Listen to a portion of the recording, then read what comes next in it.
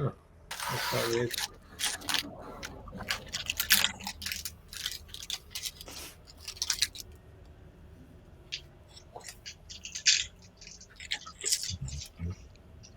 Well, Okay, I'm getting some.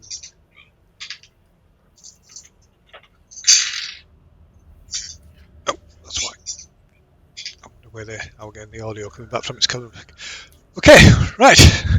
Good evening. Anybody? Everybody? I don't think there's anybody here at the moment. So, anyway, so Probably think we've all quit. yeah, won't be surprised. Oh God, why is it so we're doing tatters of the king? For God's sake, that's not right. 1 second, let me adjust that. False advertising, Phil. Yeah, I went in and changed it earlier. I'll do it through. Should be able to do it. Can I do it through OBS? I'm not sure. I can. I probably can, but I can't remember how to do it. So I'll just do it this way.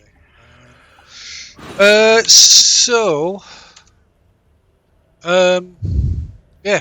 I don't know. Can anybody? Well, obviously, I suppose it's pretty hard to forget what happened last time. But I don't know if you want to. Somebody wants to give us a bit of a rundown. I suppose it's pretty hard to forget what happened last time. But we just killed the big floaty baby thing, and just about a few rounds later, some tall undead dude came in and tried to monologue us to death. With some pretty amazing monologue, though. It was pretty. It certainly set the scene, that's for sure. Very added to the dramatic atmosphere. I liked it. It was irritating, but the right amount of irritation. Yeah, it was meant to be irritating, but yeah. But, yeah. And inspiration point for anybody who recognises where it came from. Came from 2 different sources, I believe. Oh my God! Well, like Baldur's Gate or something. Nope. Well, no idea. So he was monologuing at us, casting. I think it was chain lightning at least once. Cade counterspelled a bunch of things. But Fook, I think, had blessed the party. Cade, of course, fly on the fighters. And Ashrak was basically hammering the spellcasters, who somehow managed to roll to keep our spell concentration going. And the monks and the druid barbarian hunted Ashrak down wherever he went, but trying to pummel him. And after quite an intense spell battle, we managed to turn the dude to dust. I think Cade finished him off with his whip, if I remember correctly. Yeah. I think he rolled a 20 and whipped Ashrak to death. Quite an ignoble death. It was my bitch. It's my bitch. And so we are stood here in the aftermath of the fight. The Soulmonger. I don't know if it shattered when he died, or if we hit it a few times. Yeah, you destroyed it afterwards. Being free to just sat there, like catching our breath, trying to work out what to do next, because the spellcasters had taken an absolute beating. B, we were getting almost like temporary hit points each round from the spirits that were possessing some of us. So I don't know what's happening there. If they're like trying to take us over or something. They've gone. They went after Ashrak was killed. Gotcha. What was that? Sorry. The spirits. Oh yes, they did. They departed. Okay. So I think it was for folk kicked him into lava, didn't he? Well, the trickster spirits they left, and somebody unceremoniously kicked the children into the lava. Yeah, he punted them all into the lava, didn't he? Yeah. Well, I mean, releasing their spirits. Souls, better release their spirits, don't you? Yep. It did. It did indeed. Sorry about that. It just seemed the right thing to do. What can I say? Punt. Then, so we've kind of stood here surrounded by what I think Fafuk recognized pretty quickly as files containing other lich souls and stuff. We've got that big glowy portal that Obol stood in front of. Not sure what that is. That's where Asarak originally appeared from. Yeah. Now, Ashrak showed up and you said he had a staff, which he left. And did you say you had a... was there something else he had? You mentioned stuff, but I don't He think did. He left behind a Or a staff and a ring. staff. Oh God, I'm already getting slowed down again. Let me just find it.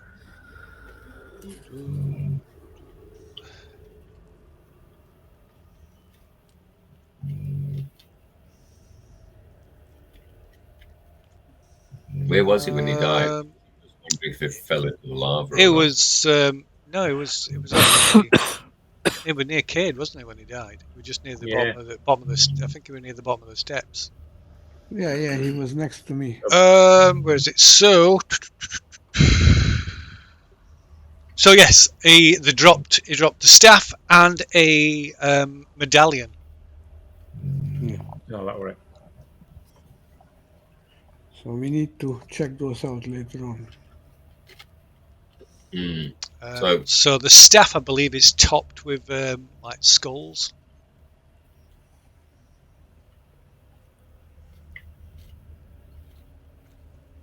Didn't Cade put that in his bag? Yes, I think I did. Let's see.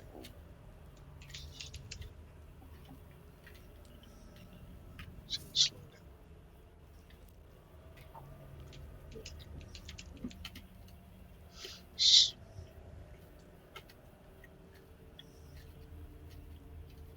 Yeah, so it's a crooked staff carved from bone and topped with the skull, with a human skull.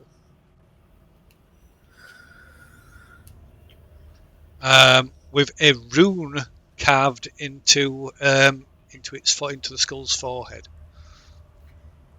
Does it look familiar? I believe anybody who sees it can make an Arcana test. Oh, Look like that room that are on them zombies' heads. No, I don't know.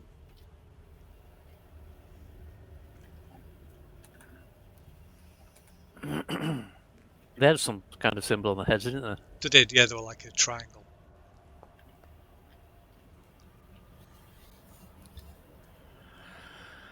I can't roll. I'll have some of that. I'm not over there. I'm not attempting it. Cade, both successes. Anybody else making it? why don't we No, help I'm not each making other? it.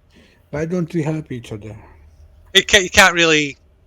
It doesn't really matter anyway, because like I said, two of you got, but you can't really help each other with that anyway. So it is a symbol of death. Ooh. Bit Nice. obvious because it's going to be something necromantic. That staff in it. Did you use that stuff to cast that spell on me?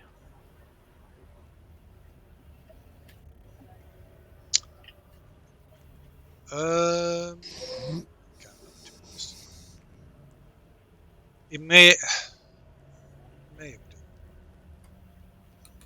I think he used the staff at least once. It's quite a while ago, so. It just blew away all my clothes, didn't it? It blew away everything. Well, Fufukas basically has no spells left. I'm tapped out. Literally, I cast everything. I think I'm pretty exhausted as well. So- sorry to interrupt. In this foundry, when I have 3+ 3/4 in a spell, first level spell. That means I used up 3, or I have 3 left. What does 3 it left. mean? 3. The number to the left is how many uses you have left. The number to the right is the maximum. So I have no 3rd level spell, no 4th level spell, no 5th level. I have level 1 and 2 a few, and that's it. Okay. All right. I think we need to bunker down. Well, I mean, this is a lich, right? And we haven't destroyed his phylactery. Would we know that he comes back? Is it like standard lich info? Because we've dealt with other liches where we have. Well, yeah. So we had this discussion before, didn't we? So Yes. you know this only because of the assault you took part in on that other lich's stronghold. Lady of Rot, the Duchess of Rot. Yeah. Well, what Fufuk will do is, well, I mean, he's set over here, unless someone who flies can drag him back quickly, or we just wait. We just rest where we are. We just rest where we are and hope nothing else shows up in the meantime. Well, tackling should be able to do that because he's the strongest, I would imagine. Oh, yeah, that's true. So I don't I know would fly. Yeah, I've just been figured. shadow stepping all over. Yeah. So all the fly spells got cancelled as well, didn't they? Did they? Yes, Oh. they did. At the end of it, yes. Yeah. After like, I don't know, 11th attempt or something. Yeah. Finally. No. It was too early. Yeah, we got. Honestly, I think that fly spell is the thing that swung it, because Yeah. everyone could converge on the dude, no matter where he went. Yes, That made a big difference. I agree. Without it, we would have been fucked. And to think we only cast it just because there's lava and those narrow little struts. It looked so super dodgy. We cast fly just in case. Mhm. You'll leave them pause the game as well, Phil. Yes, I shall do that as well. Well, I mean, you've got no fly, but Declan, I suppose, could shape change and carry me. Or I think we maybe just long rest where we are, recover spell slots. What do you guys think? I agree. You need to, you need to heal yourself because you look rough. Oh yeah, I can't. Me too, actually. I look rough too. No, I can't. I literally have no spell slots. I know, but you can heal So- yourself with resting. Okay, Fufuk's going to. So I guess Spend we should some point time. out as well that Tackling's play is not with us this evening, fortunately. So somebody else will be taking the responsibility of controlling Tackling. Have we decided who's doing that? I can do it. I'm fine doing it. Okay. I know somebody's done it before. I can't remember who's. You'll need to remove Lou Highs from my control as well. I 'cause can it's do still that as mine well. To control him.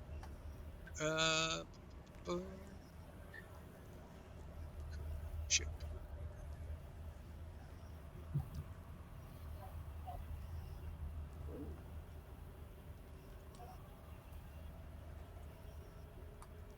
That should have been reset. Right. So yeah.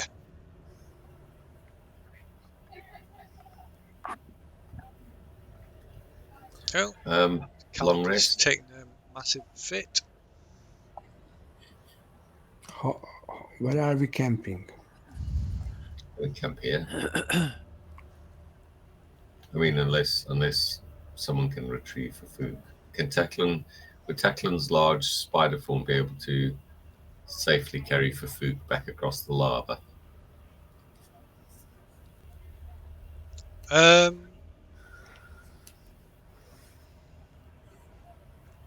I suppose so. Yeah, I don't see why not. Cool. I think Tacklin will spider skitter his way across to Fufuk. Fufuk, by the way, has experimentally tossed one of the phylacteries into the lava to see what happens.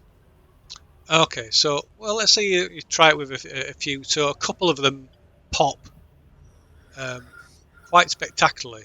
Some another one or two just kind of sit on top of the lava, seemingly unaffected till they sink below the surface. Interesting. Until what? Until they just sink below the surface.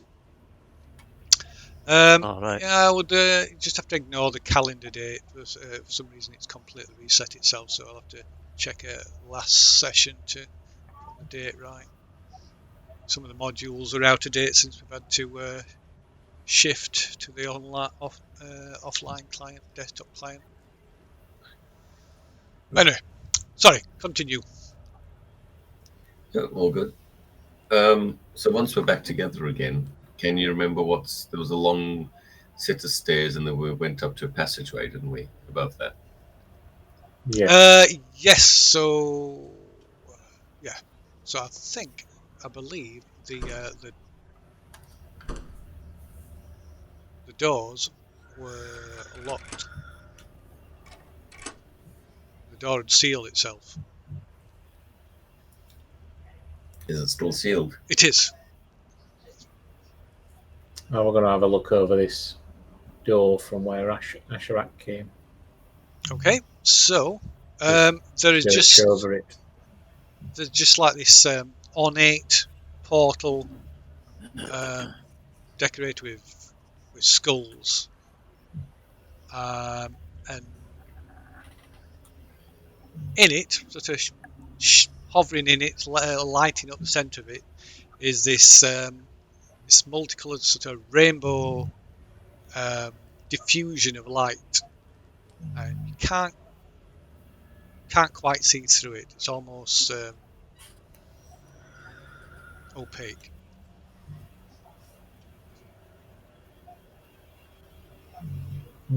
I'll have a search around and see if there's some way to open it. There's no door. It's just a light in this All right. in this circular archway. So there must be something there that is activated to move from where he was to here then.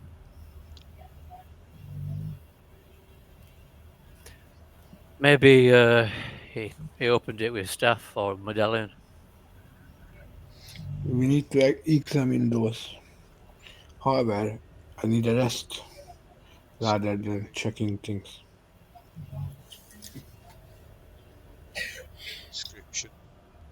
So unless we want some to experimentally poke at the taste the rainbow, nah. I'll try that. I'll try touching it. Okay, so Lick it. your hand just goes into the light. As you reach further in, you can't see your hand anymore.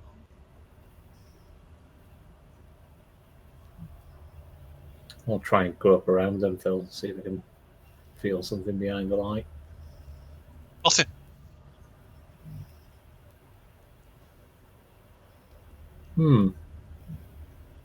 I'll try walking through it then. Okay, right. There is you feel a sudden lurching, sort of stomach wrenching feeling, just really briefly, and you find And then yourself you feel stomach floating away. somewhere else. Yeah, somewhere else.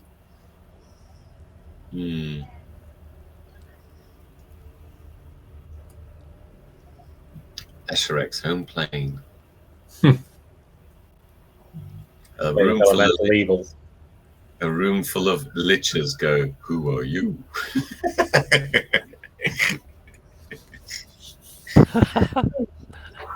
Oh, shit. Just a council of liches. Yeah. Sorry, wrong room. Looking for the toilet. Don't mind me. Oh, shit.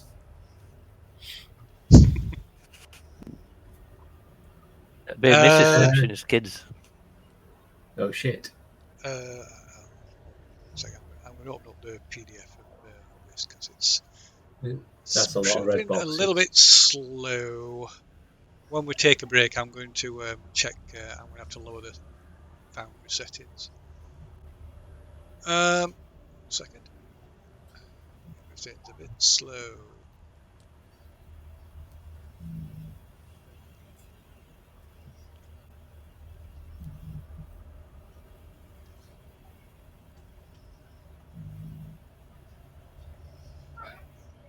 Okay.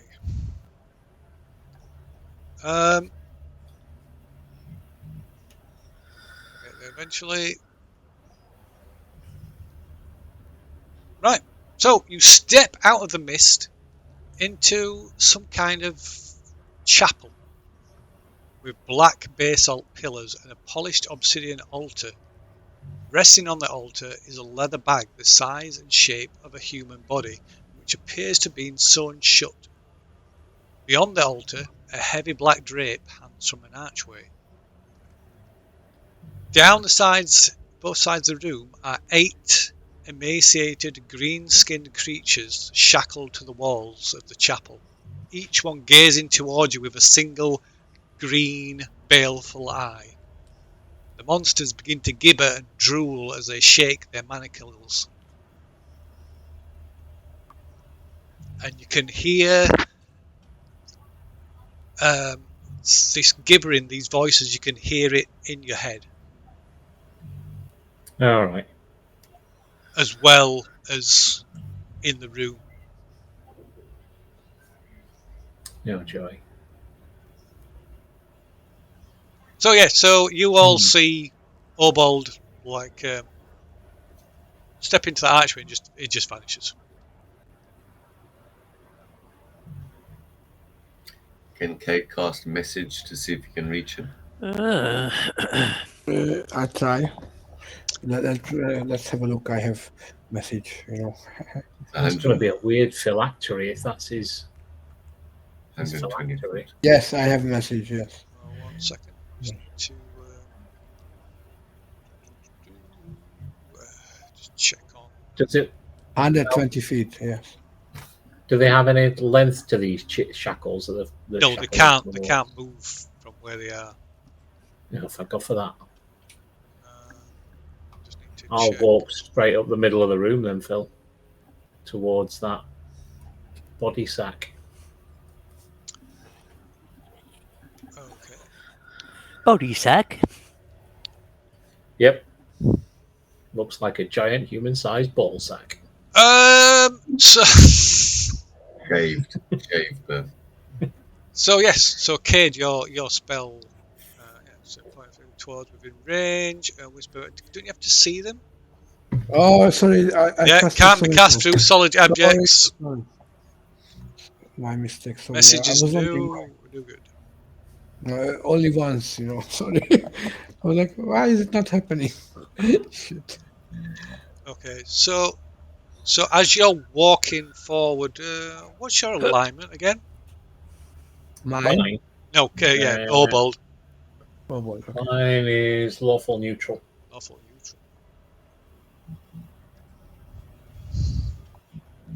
Otherwise known as pain in the ass. Right. So as you're walking forward, this gibberish, the odd word starts to make sense. Starts to be issued in a voice that you can understand. But it's just disjointed words at first, but slowly as you're walking towards the other end of the room, these voices all in unison say, "The one who loved you loves somebody else more."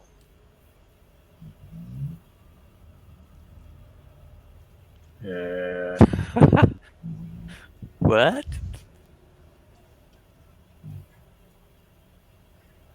Feels a bit disturbing. is this like emotional damage? And they keep repeating this. try and block it out, Phil, as I'm walking down towards that. Okay, right. You block it out. You can block it out physically by putting your hands over your ears. But like I said, these voices are inside your head as well. Yeah, that's what I mean. Mentally trying to block it out.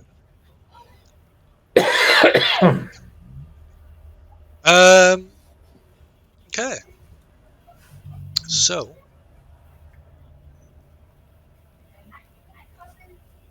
So yeah, you walk forward and there's this, like I said, this polished obsidian altar, just like a plain. There's no decorations on it. It's expertly cut, sharp. The corners and edges of it almost like knife sharp. And like I said, just a few feet beyond that is this archway with that's covered by a heavy black drape.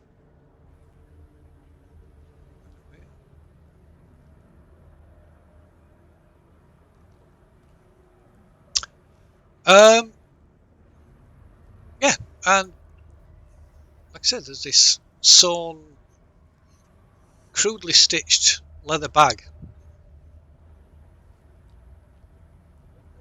with it's clearly got something that resembles the shape of a body inside it.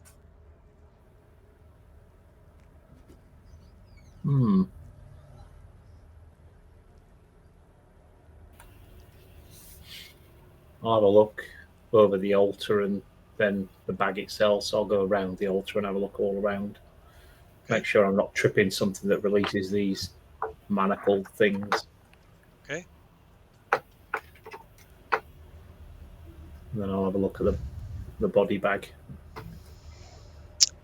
Okay. Right. So, meanwhile, what are the rest of you doing?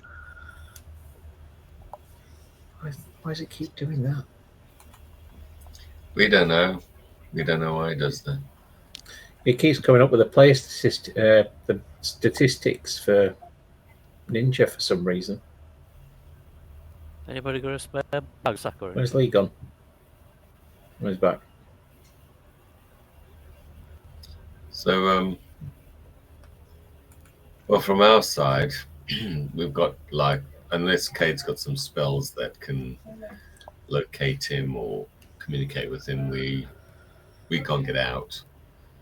So I suppose we'll start our long rest, Phil, and hope that Obold can come back through the portal.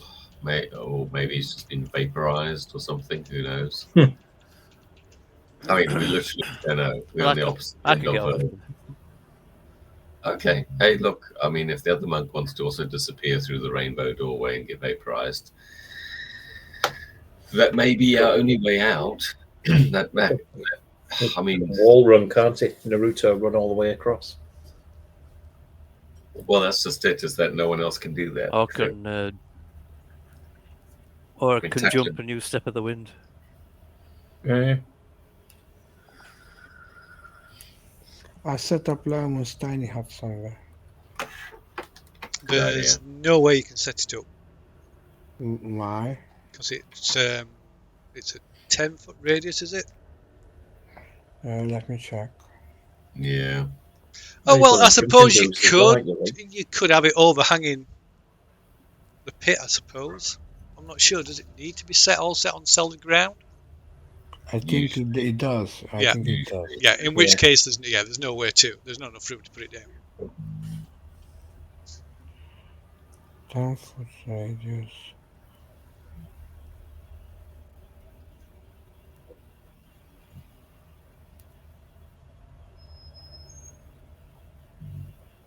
It doesn't say it has to be supported. It says it jumps into existence around you. Okay. Okay then. So yeah, if you want, I suppose you could have it so part of it overhangs the lava. Wow.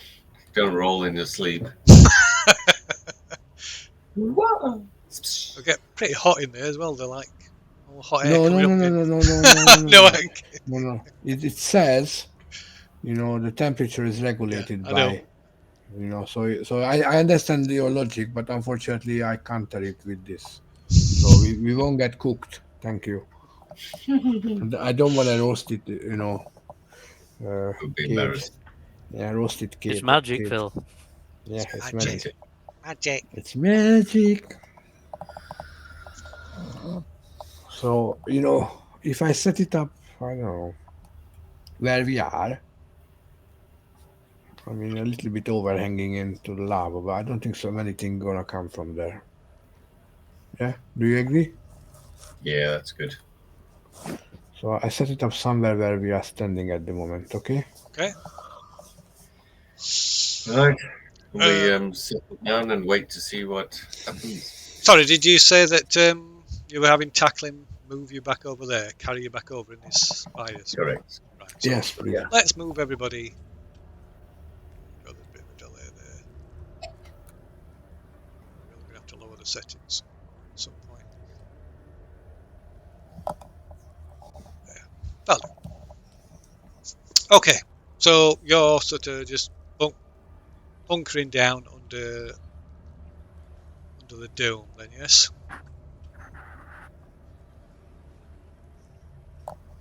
Yep. Yeah. Okay. Ready. So let's return to Obald then. So, Obald, you take some time to walk around this altar, examining it, looking over this body bag, for want of a better word. I guess you can make a perception roll. So all the while these things are straining and rattling at the chains, you do, you do recognise them. You've seen these things before, some of these things before as well.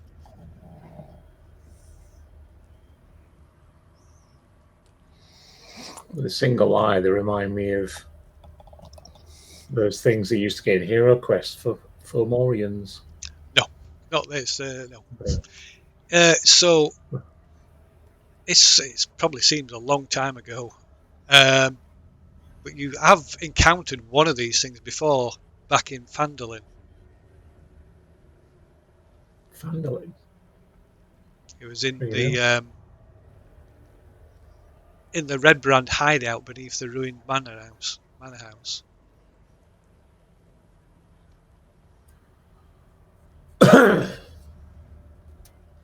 Was I part of that?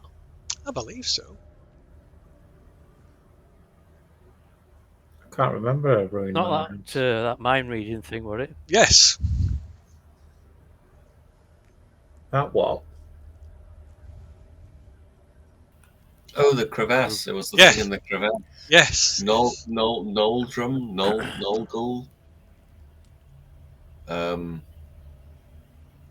Like a one big eye. Yeah. Big wide mouth, lots of teeth. Yes. And it like gibbers at you, but it can talk telepathically. That's the one. Although there's 8 of them. Yeah. Like I say, Cool. were you not playing when we did? I don't think he was. I think he joined after. I don't think I was. No, we had the dude who played the fighter type who got Yes, into I do the apologise. dragon. In which case, you do not forget that you do not recognise them at all. I was going to say, just try to implant memories into Obal's head then.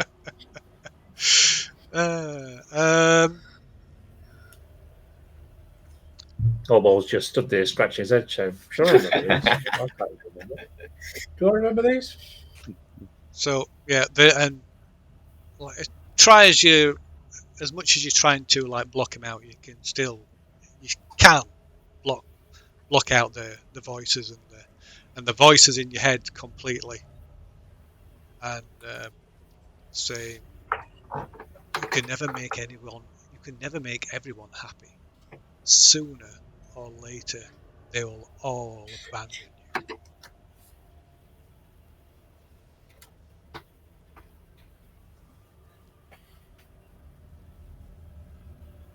But yeah, you see nothing of note.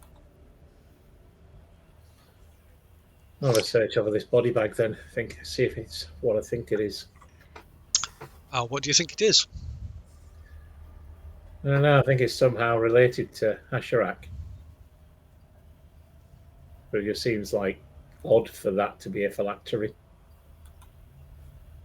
Okay. So, Resurrection point, I can understand. Maybe if his phylactery were inside the altar, but the body just seems a bit. I don't know. so are you touching it, or what are you doing exactly? I'll touch it to see if there is something solid inside it. There is. There is a body inside. Yes. I'm wondering whether to drag it out through that portal and throw it into the lava.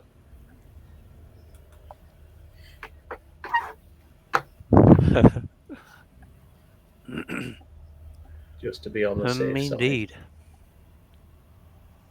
I think I'll do that, Phil. I'll grab him by the feet, try and drag it off the altar. Okay.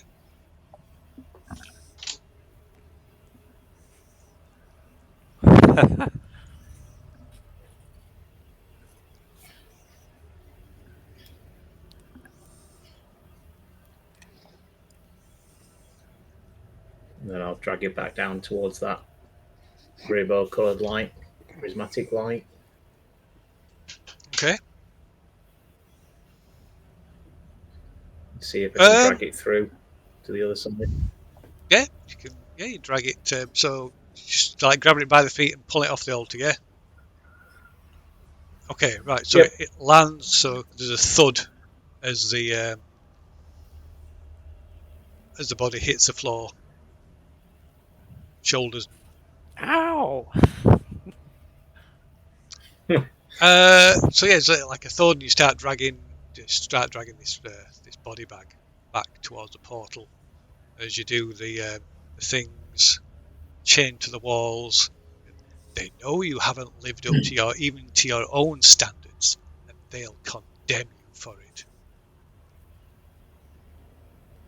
Shut up. So as you drag, you get about halfway along, and the body bag starts to squirm. Ooh, I'll try and move faster with it then. Okay, you can make a listen. It is listen. Is it listen? No, it's listen, is it? It's perception. Yeah, you can make a perception roll. Okay, right. So despite these voices, these things just gibbering at you, and the voices in your head, as you're dragging this body bag towards this portal, pretty much at the portal, step through it, and you hear a young female voice, muffled, of course, coming from the body bag. The sex talking to you.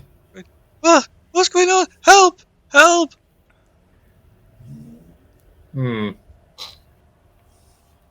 I'll, for the moment, I'm going to carry on dragging it towards the portal. Okay. Well, like I say, you're at the portal. You can quite easily drag it through. I'll just drag it through then, Phil. Okay. Right. So there's like slightly pained yelps as you drag it bouncing along behind you, and you reappear back on the landing.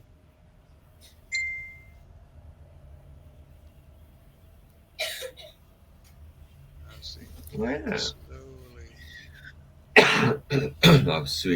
I see we notice Obol's back.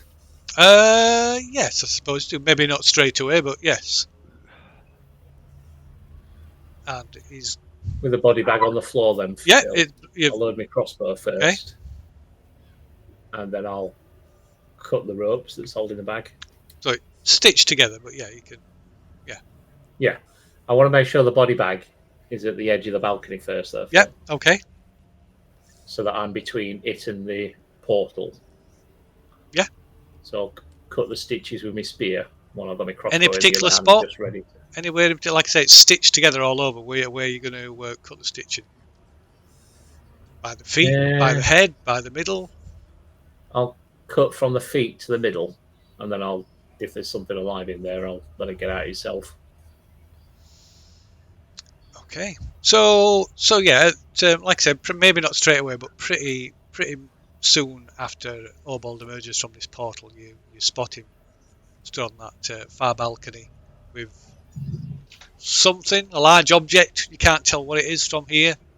But yeah, Obald, you slice open the stitching that's holding the lower part of this body bag together, and as the stitching comes apart and the body inside is struggling, you see bare feet at first, like quite petite, and then the lower legs of some kind of humanoid, right, you can tell at first, and then a young girl, a young Amuan girl, struggles free. She's about 17, 18 years old. She sort of staggers. She sort of, when she sees you, she sort of like hunkers back, like scrabbles backwards across the balcony, almost over the edge, and then stops. I was just going to say I wouldn't take a step back if I were you. It's a doozy. Right, she peers over the edge and then flinches and moves away and tries to back into up against the wall, away from you and away from the lava. Where am I? Where am I? Who are you? What is this place? This is Asherak's temple. Right, she just looks wide-eyed and confused. I don't know what you're saying. What are you talking about? Who are you? Well, why were you in the bag? I was walking with my brother, and somebody came from behind, and that was the last I remember. Walking where? People trafficking. I didn't realise that Shrek was into people trafficking. It was. She says at the foot of Kir Sabal, at my home. That sounds familiar. Yeah, it does. But who are you? Are My you name's responsible Obald. for my capture? No. I'm assuming that would be Asherak, since you were found on his altar. I don't know who this Asrak is. So you must take me home at once. I demand it. You demand all you want. It doesn't look like you're getting very far at the moment. Right, she seems to sort of recover herself a little bit. She drags herself to her feet, and sort of straightens her clothes, which are quite they're a bit dirty and frayed, but they look quite expensive, quite well made. And she's got various sort of jewels and feathers plaited into her hair. She says, "I am Princess Moaxane, and you will take me back to Kir Sabal now." Do we hear or see this? You can probably see. Whether you can hear from over there is another thing. Okay. Freaking hell. Sorry? You're, I'm going to say to her that I'm afraid you're a long way from home at the moment.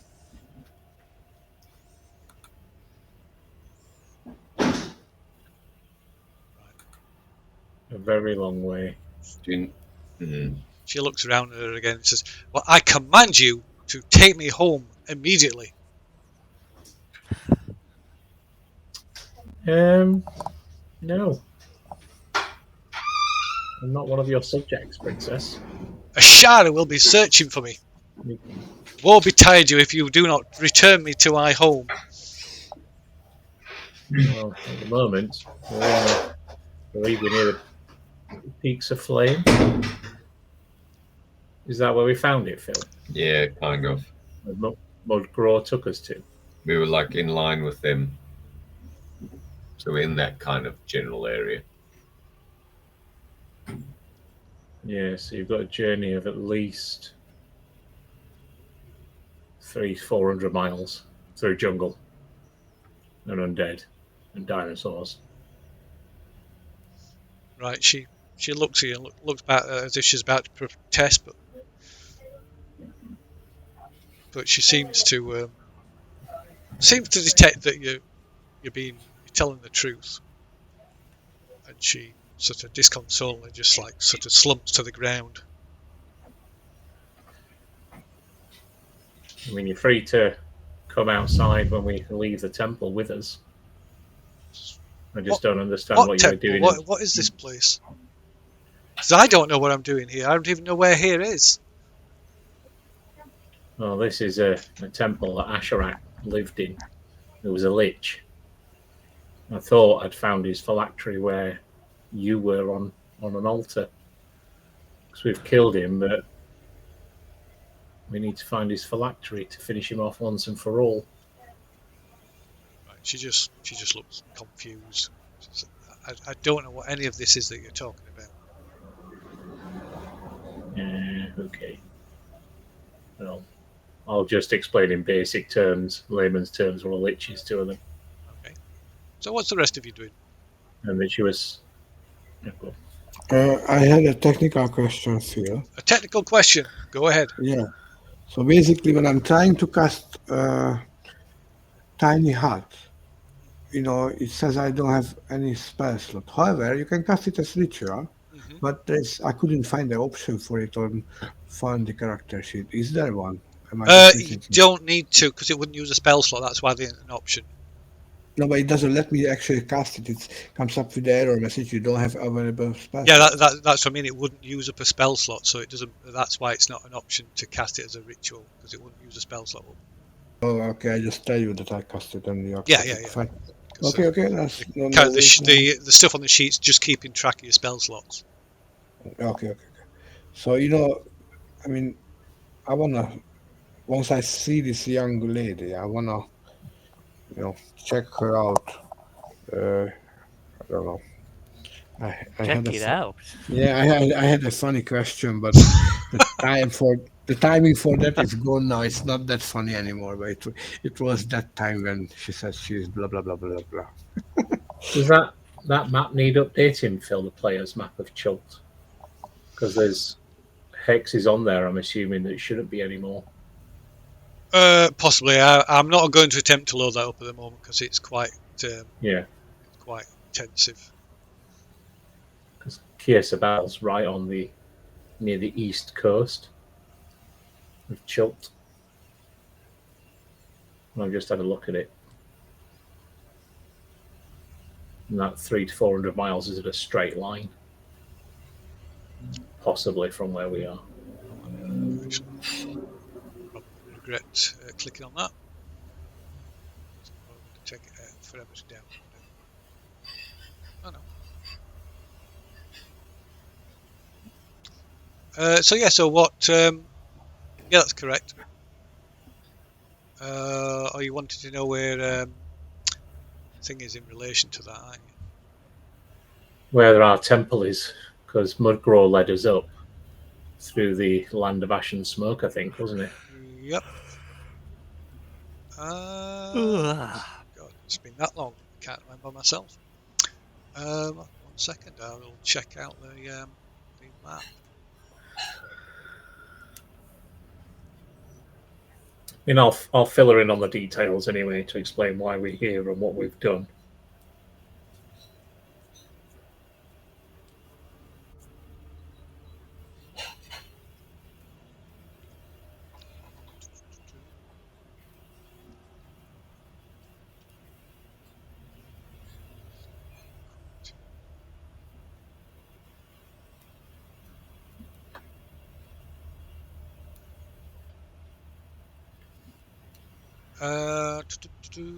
Yeah, so I think it is actually marked. We did actually mark it on the map.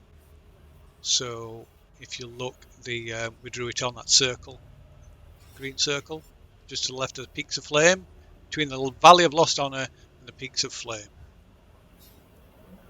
Can't see a green circle on the player's map of Chult.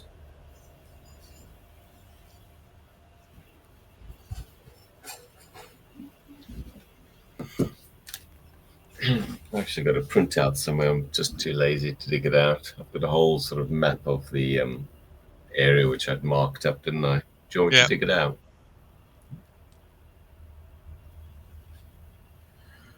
So It's not important for the moment, is it? Because you should be able to see it.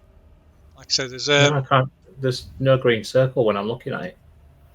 all right. So it's literally between the Valley of Lost Honor and the Peaks of Flame. Right. So I guess we're roughly right then, between 300 to 400 miles up to Kersabal then. So Kersabal from there is to the north, is almost directly northeast. Yeah. A good 20 hexes or more. Yes, 200 to 300 miles then roughly. Yeah. That's fine. I'll give you that information. And like I said, I'll just fill her in on the rest of the details about why we're here and what we've done and why. Okay. So while Obol's giving a massive info drop, what's the rest of you doing? Like say you can see him, you can see this girl. Mm-hmm.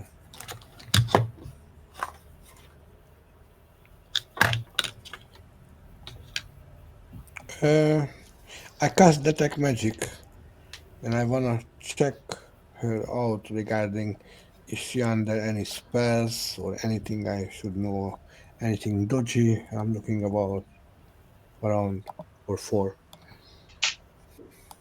Is she in range? I don't know. I wait until she's close enough. She's 70 feet away. Okay, so she's not in range yet. Whenever she comes, she won't get invited into the hut until I checked her out. Okay, well she can't get She's over got to no. the. She's no way to get over. Mm-hmm.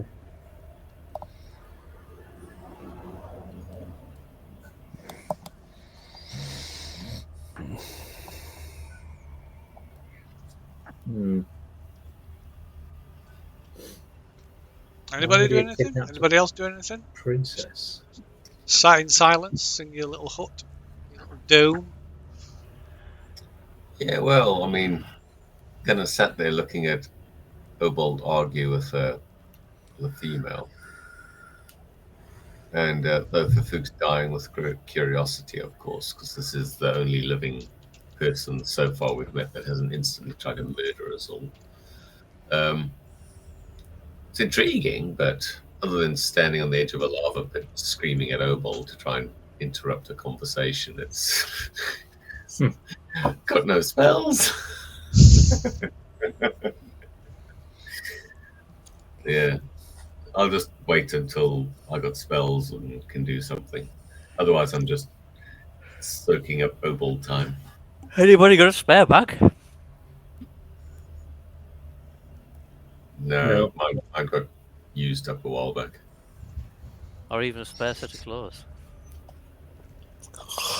No. I don't think I have. Yeah, don't forget Tackling's still swinging in the wind. Me Yeah. as well. We both are. Oh yeah, both. Yeah, maybe you're able to pull some scraps together to at least hide your dignity. Well, he only needs something to make a nappy, doesn't he? With mine. Loincloth. Yeah.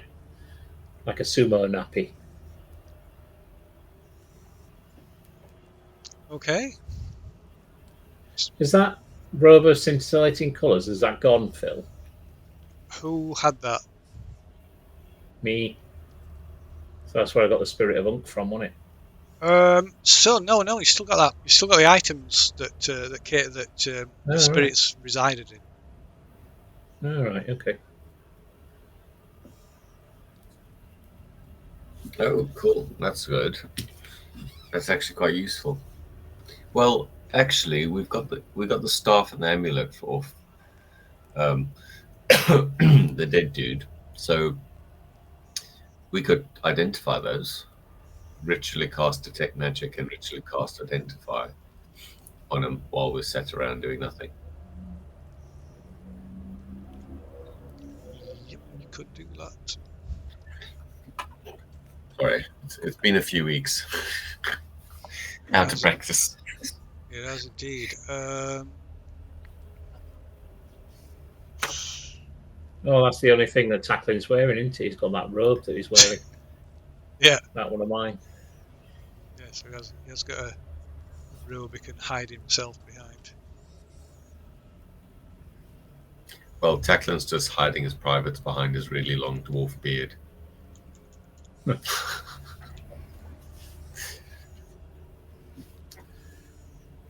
Once I've finished explaining to her, Phil, I'll just leave her some rations. Still got some, I believe. Yeah, I have. I'll leave her a day's rations and I'll leave her some water. And then I'll shadow step across to them. I'll let her know I'll be back. Okay. And I'll say, don't go through that portal because there's things on the other side that try to mess with your mind. Okay. And then I'll nip across to them with shadow step. Very well.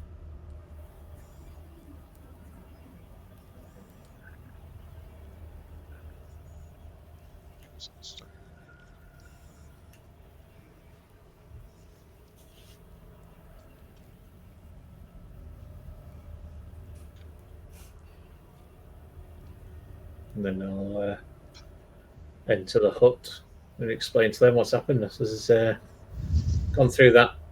That thing's a portal on the other side. And it goes into a room where there's these 8 beasts all chained to the wall, manacled to the wall. They're just constantly gibbering, like with the mouths and into your head. And there were an altar at the end with a body bag on it that were all sewn up. I thought it were Asherak's phylactery, just an odd type of one. And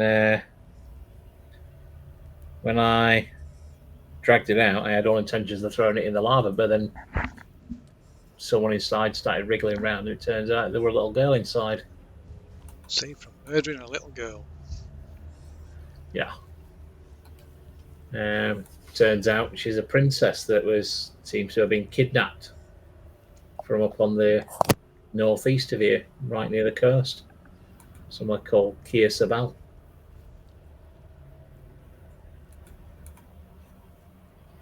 And she was demanding that we take her back. Didn't we rescue someone who could fly that was from there? Yeah, you did. Oh yeah, Not a croaker or Birdmen. one of the birdmen From Flash Gordon. Yeah. Yeah, wait, I mean, did you mention the flying dude's name to this so-called? No, I forgot completely about it. Ah, right, okay, it is.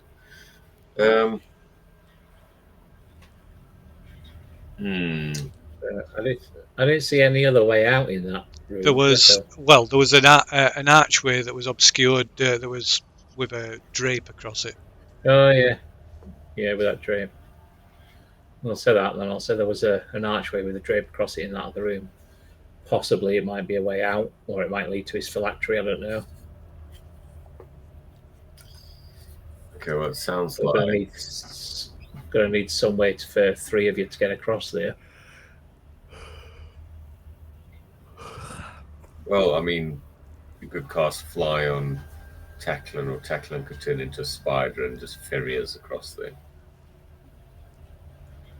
That'd probably be the easiest. Yeah, because me and Lou High can get across easy enough. Okay.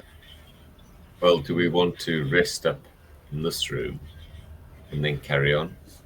Because it doesn't Yeah. sound like we can rest in a room full of those creatures, whatever they are. No. I think I'll stay across on that other platform with her, just to make sure she don't wander into that room by herself and get herself killed or sent mad by those gibbering things. I could bring her over here. I mean, she can't go anywhere. I can't bring her when I'm shadow stepping. I suppose tackling as a massive spider would probably freak her out a bit. And the fact that he's naked. Not when he's a spider, obviously, but when he reverts back to his dwarven self. Well, it's only like He'll just set her down on the floor and then just stand in front of her butt. it's only naked. half size. It's not exactly intimidating. It's all Yeah. covered by beard anyway. I mean, it's basically hair from the eyeballs down, isn't it? Monkey man.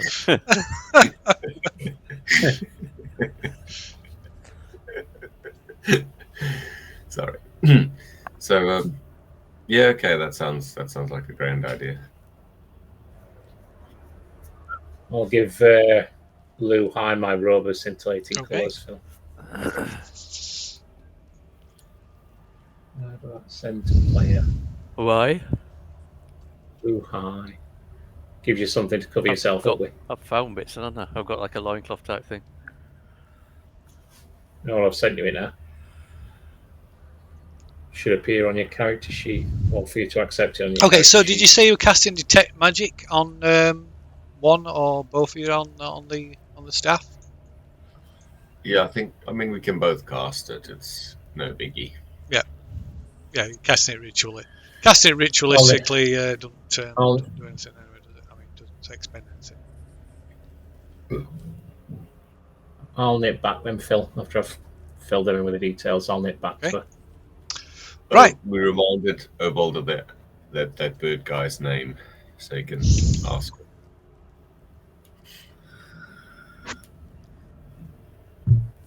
Where did we rescue him from?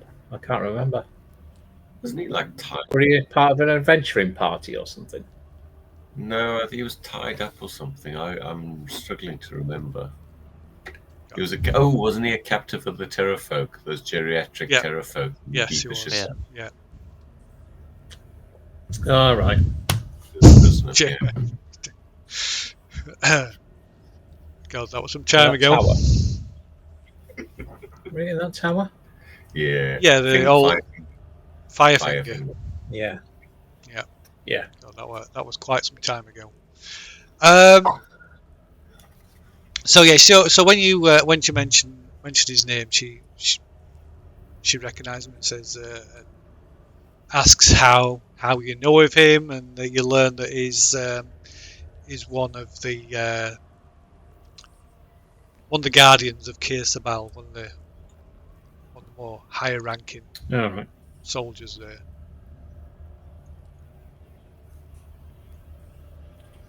Would he have made it back before she got kidnapped? It's only been 3 weeks or something in game time. Well, if you're flying, I would imagine so. Depending on how long ago she was kidnapped. But I don't think she'll have any sense of time down here, will she? Probably not. So she says,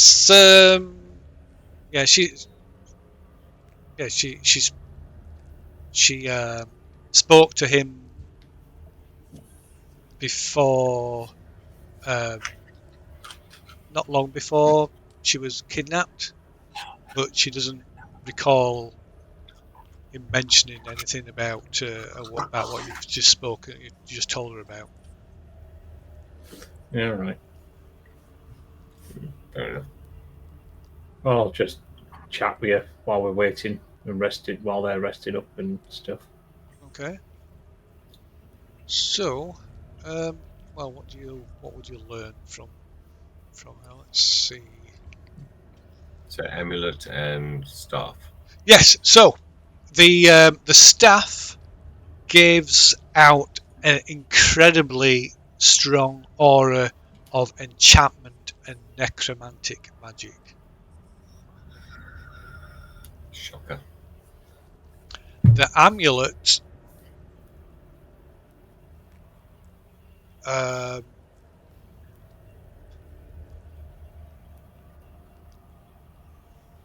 Starts jabbering into your head. Starts whispering and Amulet. explaining how to take over the world. The amulet is also, I'm going to say necromantic magic. It could be, I'll just see if we can.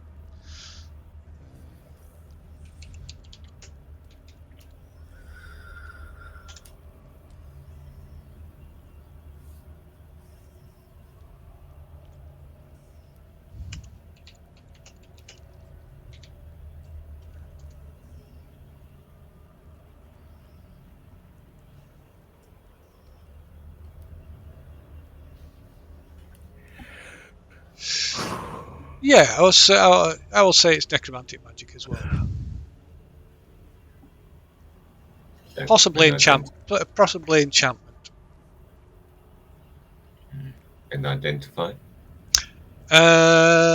So let's see.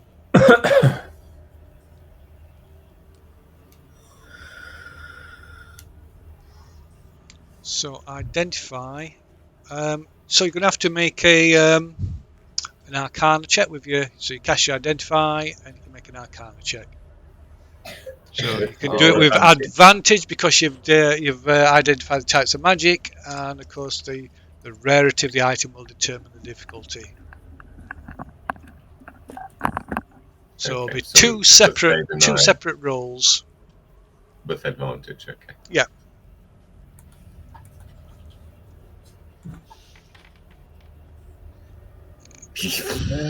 Not much advantage to those rolls.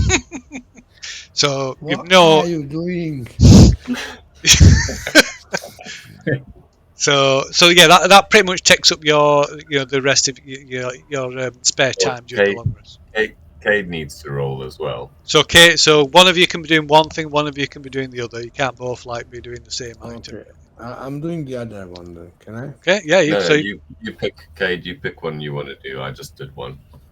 Listen, you started it. You picked the one you wanted. I picked the other one.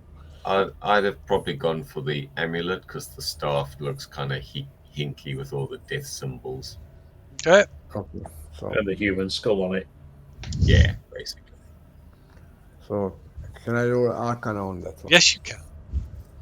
And did you say with the advantage? Yes, because you know the magical properties. So it.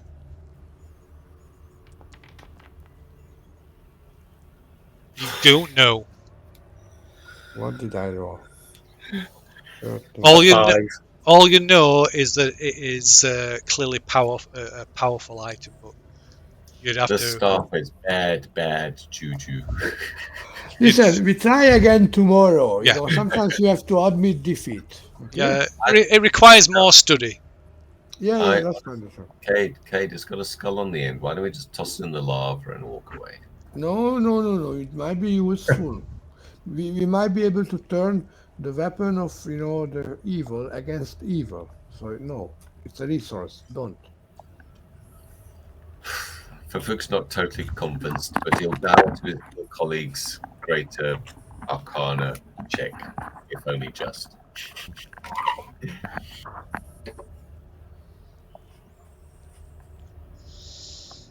So we go to rest. Kate is tired. Right. We get our heads down. Sleep.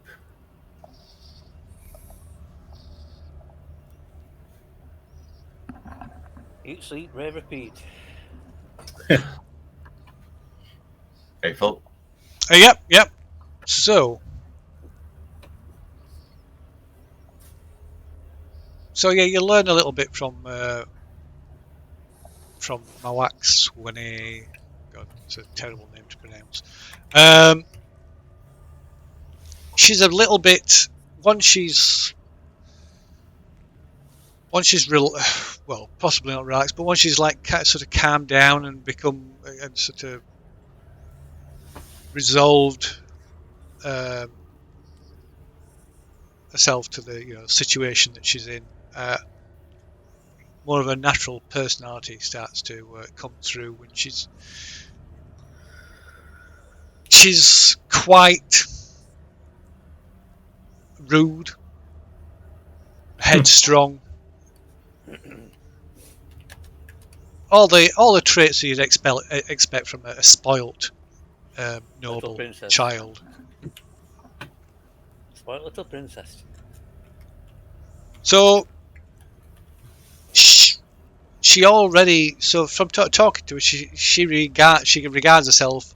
She tells you that she's descendant, the last in the line of the royal family of Chult. Both her and her younger brother, and that she, in her eyes, she's been brought up to believe that she's the queen of Chult,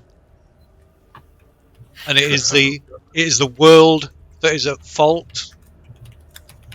It's the rest of Chult that is fault for not recognising her and accepting her as a queen, despite the fact that they clearly, from what she tells you about her life at Keir Sabal, it's quite obvious that that nobody outside Keir Sabal probably even knows she exists. Yeah. So Ashara, the head of the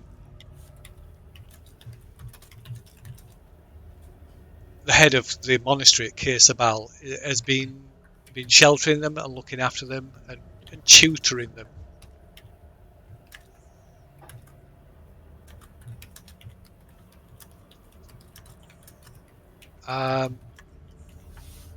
But yeah, her understanding of the world at large is clearly woefully, Limited. almost comically narrow and distorted. So, for instance, She'd been educated at Eton, perhaps. So, for example, she never refers to other kingdoms outside, sort of back on the mainland. So she has some knowledge. She's aware of like the lands beyond Chult, but she refers to them as not as other kingdoms and countries, but as principalities or holdings of Chult, of her kingdom. Right. And she seems to believe that if the other rulers of these other principalities and holdings were aware of her state, situation, and her need, that they would send thousands of soldiers to her aid in a matter of days. And that she's also certain that Ashara is preparing the way for a return, and when that day comes, that she'll be welcomed into Port Yanzuru with open arms by the merchant princes, who will respectfully and gladly hand over rulership of the city to her, and as the rightful monarch. Ooh, he's in for a short walk of long walk of short plank soon. So despite this, she's clearly quite intelligent, charismatic, but whoever's been responsible for teaching her the world at large has not been giving her a full picture, shall we say? Deliberately left stuff out. It seems like. Right, but anyway, so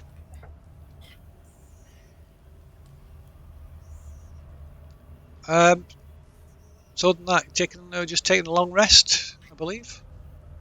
Mhm. Yeah. Okay. Yeah. So you can just go ahead and do that. There's no threats. There's no more threats here. It's safe. How long does it take Ashrak to reconstitute himself? I think we should get there as soon as we can. He's going to want his stuff back. Well, if you remember, you maybe don't remember his dying bit of rhetoric. Where was it? I'd have to see the video again, Phil, and it's not there. Well, it wouldn't help you if you saw the video again. We haven't uploaded it. I haven't got around to editing and uploading that. But of course, unfortunately, my audio is completely missing from that, which is a shame. All that epic dialogue, that villain. But yeah, so when you defeated him, what was it? I'll paraphrase it. I won't read it all out. So even though you have bested me, I will always return. For I am beyond time. I am the end, and your end will come, though not by my hand. I shall watch from afar as your bones turn to dust.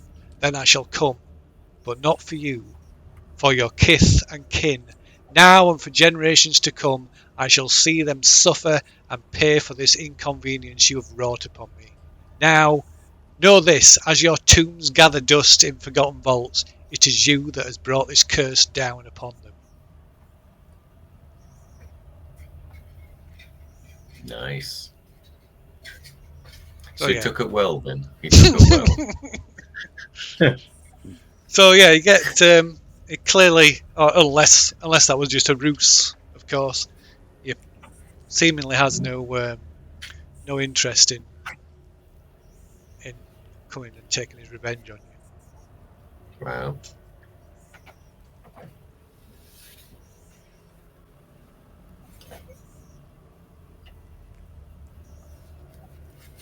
So yeah, Okay. everybody on there put long rest. Long rest. It Yeah. just it gave me max hit points, by the way, without me choosing hit dice or anything. Yeah, The it's same- probably because it's using same the hap- it's using the well just let it go. It's because it's using limited setup. Cool. You just have to Right, next day. have to go with okay, how it that's- goes. So I can get rid of the Ubalaka behind my name then. You can. Yeah, the spirits have gone. Their blessings have gone. But you still have the items that the spirits were possessing. Well, that's something. Do we want to? So, I mean, the spirits left behind. Cade, you grab the amulet. So you've got a constitution of 19 now. Don't forget that. Mhm. What else was there? I've got a ring of protection, basically. So it's a ring of protection +1. I think Dan's got a mace, or did he throw the mace away? Threw the mace away. I had that mace originally, and I threw it away for the cloak when I got that. Yep, so I'm not sure what Dan's got at the moment. Yeah, okay, cool. No, that's fine, as long as we've got those noted somewhere. Right, so I've got me spells back. I will cast Ascending to who was that magic dude back in Oh God, Magic Wakanga, Wakanga. So I'll Merchant send Prince this- Wakanga. So yeah, there's nothing. Really? Yeah, so it's like it's not like there's no response. It's like It's not connecting. yeah, Damn it. That's a waste of a spell. okay. So Orbald, you can make a what shit would it be?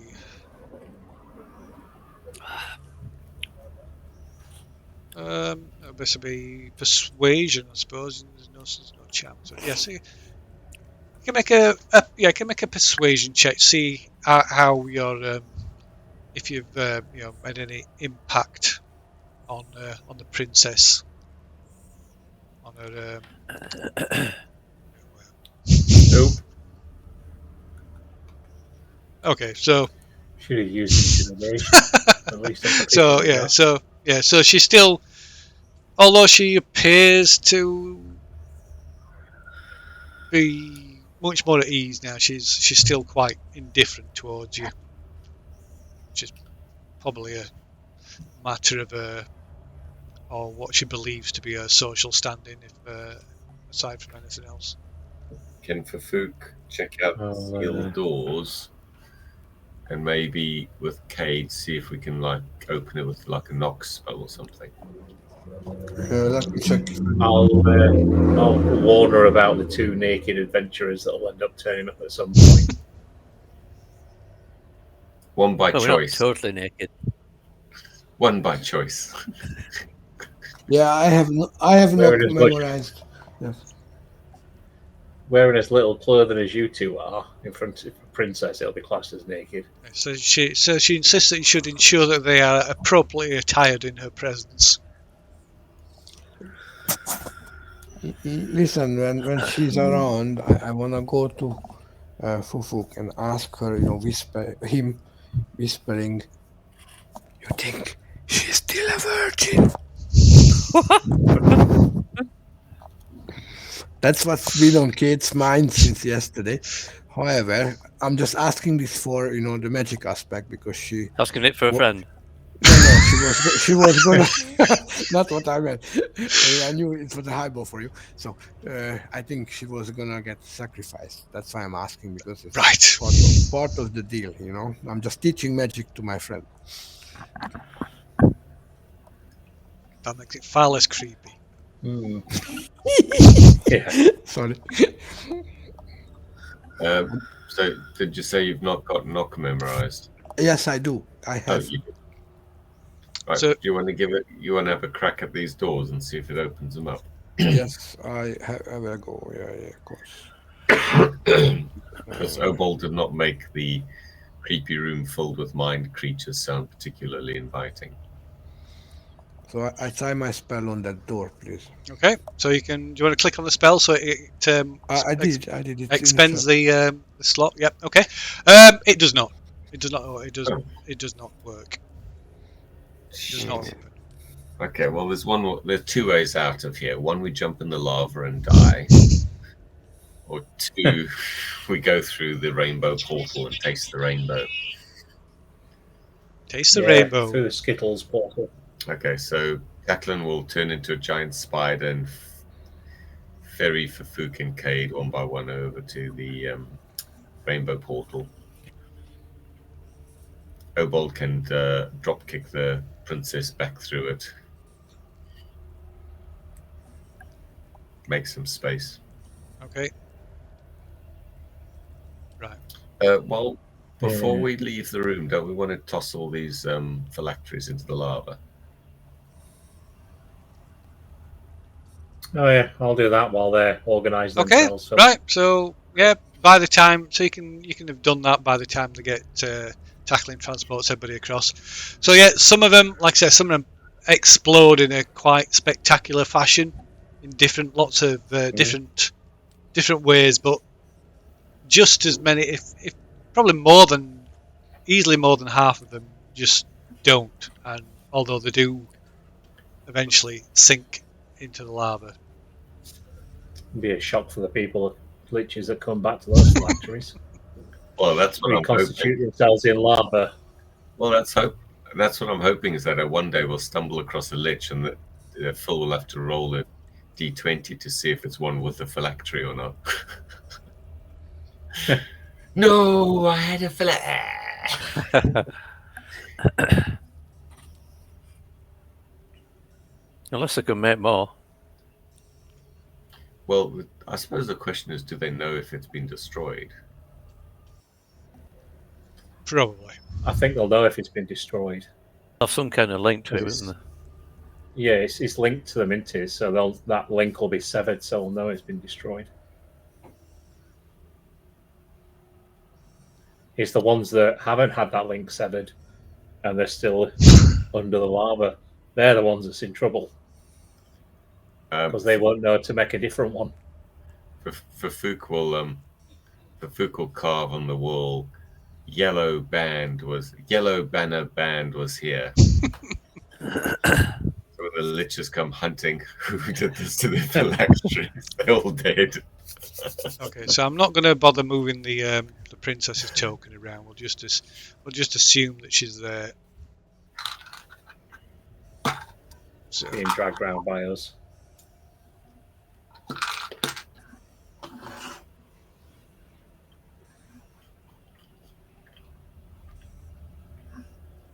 So anyway, we land in this room, and Fufu's like, "Oh shit, these things again."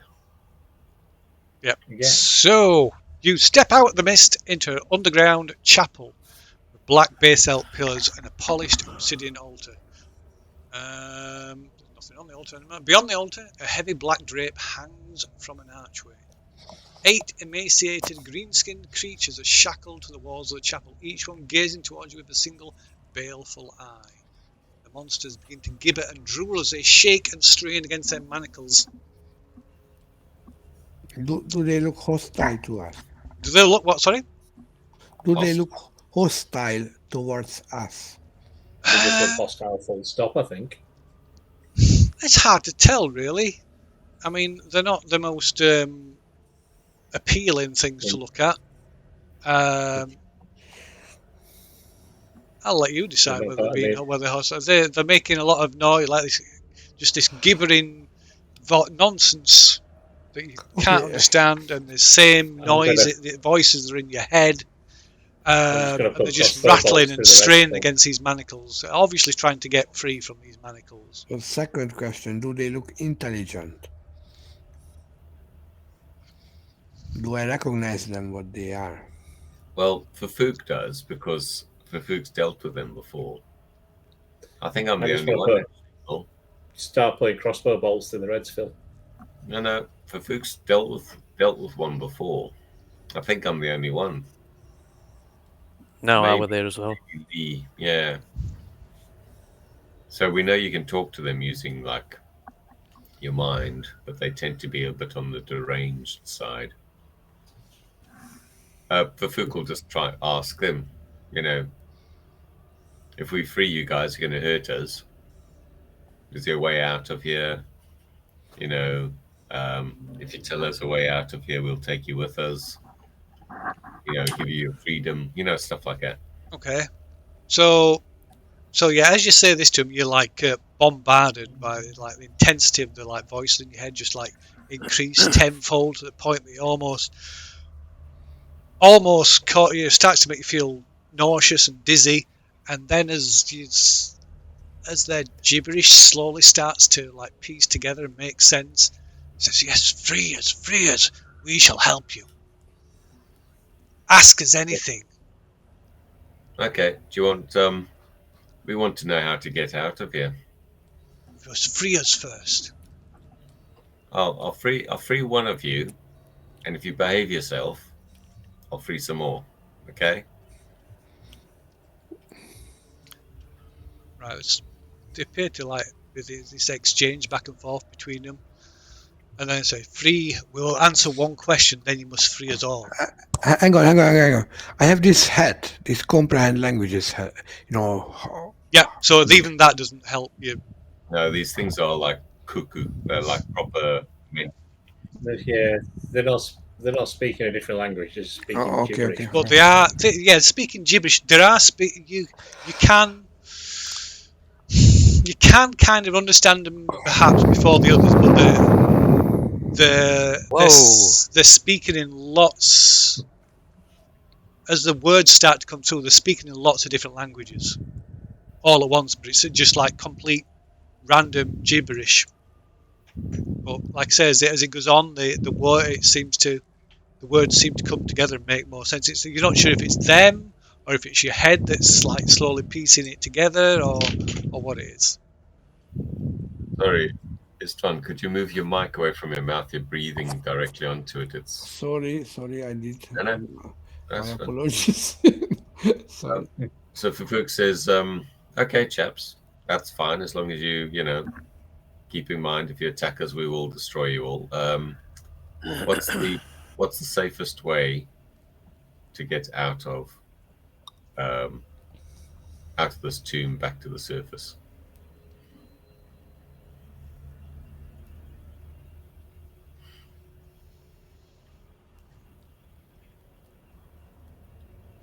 So it says kind of strains against the manacles and points towards the curtain. Oh, okay.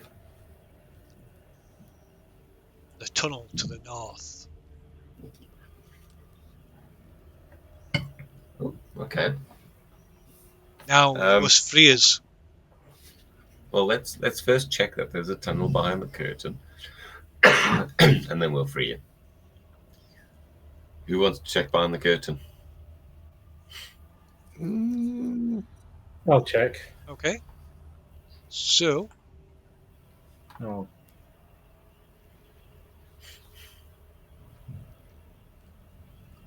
So Orbold looks behind the curtain. Behind the curtain, Orbold, you can see a 10-foot wide, 45-foot long hallway set with 4 decorative archways that have blank walls within them. 3 paths are marked out in red, gold, and purple tiled snake patterns along the floor, each leading to one of the 3 archways. A charred skeleton on the floor points to the 4th archway, which has no path leading to it. A single torch burns in a wall sconce at the far end of the hall. Mounted below is a bronze plaque that bears a warning in common. Behold the fate of those who defy me.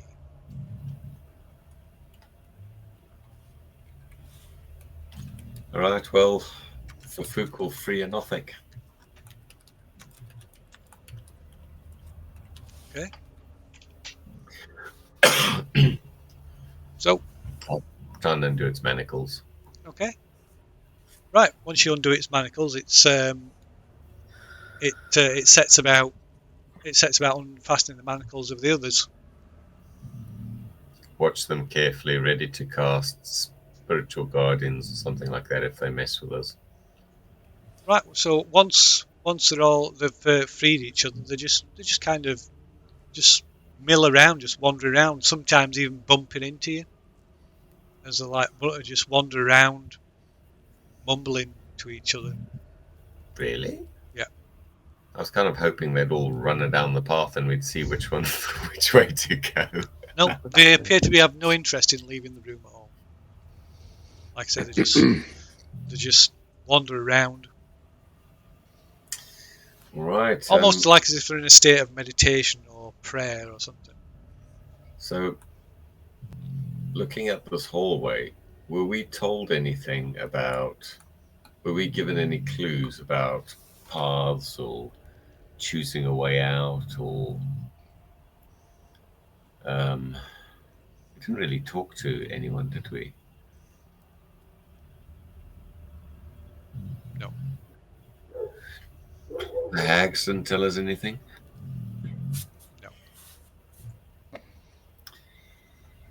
So as you approach, as you approach this curtain, the Nothic, or the creature, I told you what it is, that you first spoke to, the first one you released, it stops and looks up and says, "Mind the bones." And then Mind the bones. And then returns to whatever it is they're doing.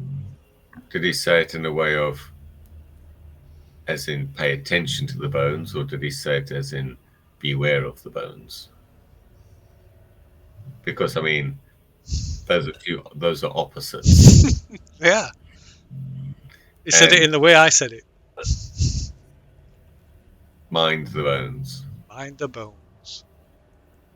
Okay, so we avoid the bones then. I think you might have to follow the purple path if I'm looking at this correctly. I can't see it yet. I shall remove the thing so you can all see it. Presumably you can just pull the curtain aside. So yeah, it's because the purple one leads all to a path that goes all the way to the top arch. Gap in the wall. Oh no, that red one as well. That leads straight into an arch.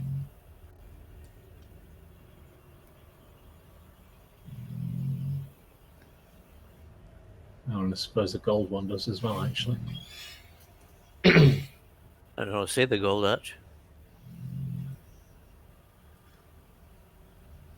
There's the purple path that starts on the left. Gold is more or less in the So middle. yeah, there's and 3 the paths red one marked is on the out right. in red, gold, and purple, each leading to one of 3 archways. A charred skeleton on the floor points to the 4th archway, which has no path leading to it.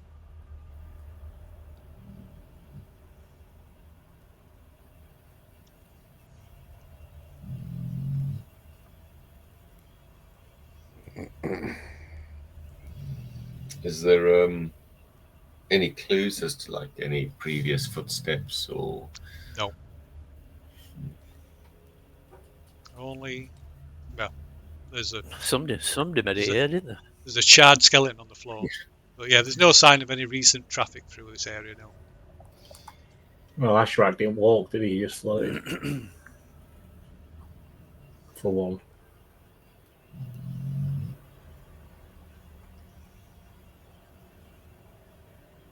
I don't have anything memorized that would help us, I don't think. No, I don't think there is anything. Well, I was thinking like divination or augury or something. Oh, actually, I have the divination loss. Do you want me to try the first path, the red one?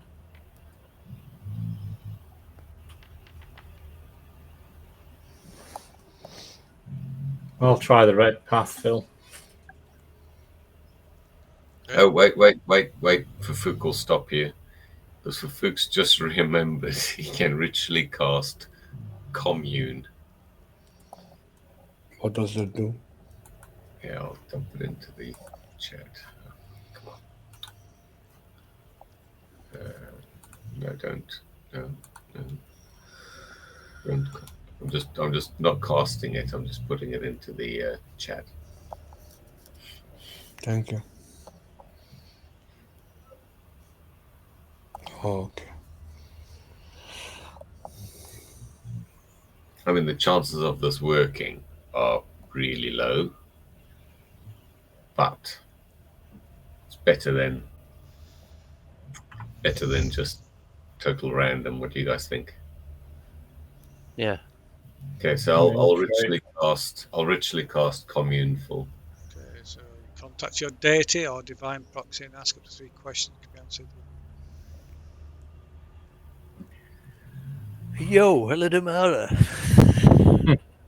Yeah, Tell me the truth. the worst bloody deity to give you a straight answer. So if you might, divine beings are answer questions.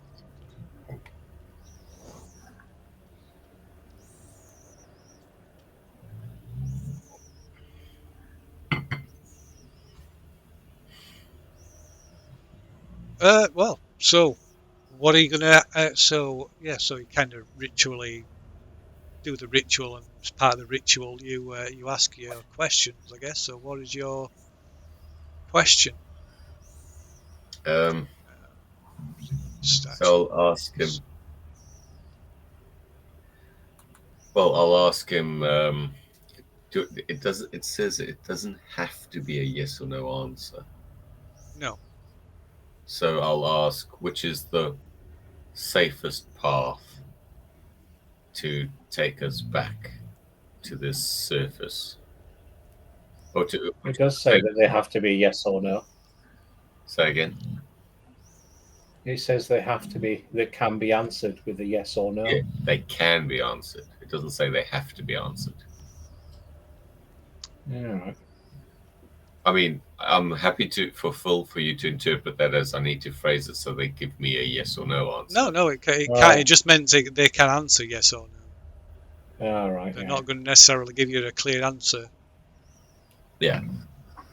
Like, will the yellow path get me out? Yes. It says in a case where a one-word answer could be misleading or to the contrary to the data's interest, you might have a shot.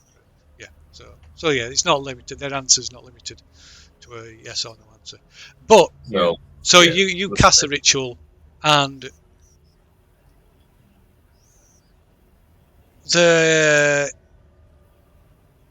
is you're met with Indifference. Well, not even that. Just a blank, cold, unanswering void. There's nothing. You feel strangely, disturbingly cut off from Olodumare. Ooh, that's just creepy. So sorry, guys. It looks like I can't talk to my god right now. It gives me spells, but he can't chit chat.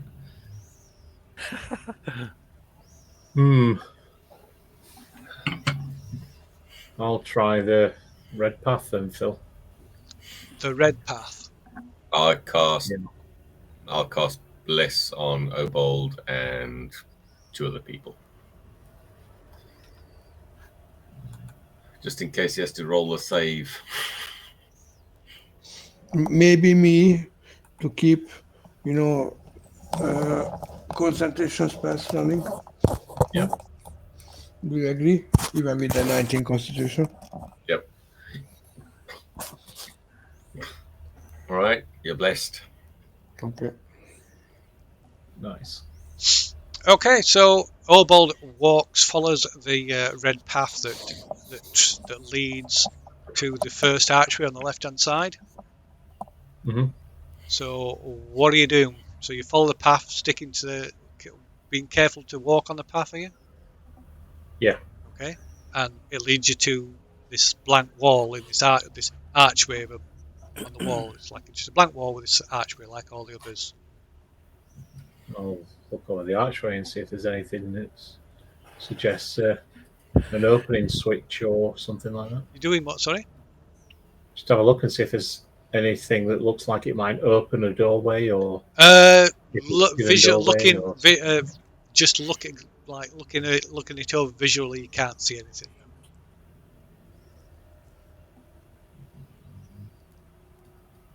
I'll try touching it then physically, Phil.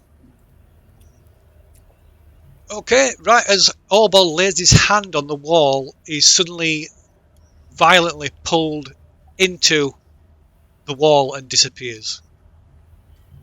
We go after him. There I go again.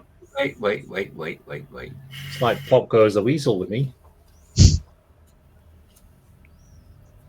Look, I keep thinking he's getting vaporized in these doorways and portals and things, and he keeps coming back, all casual like.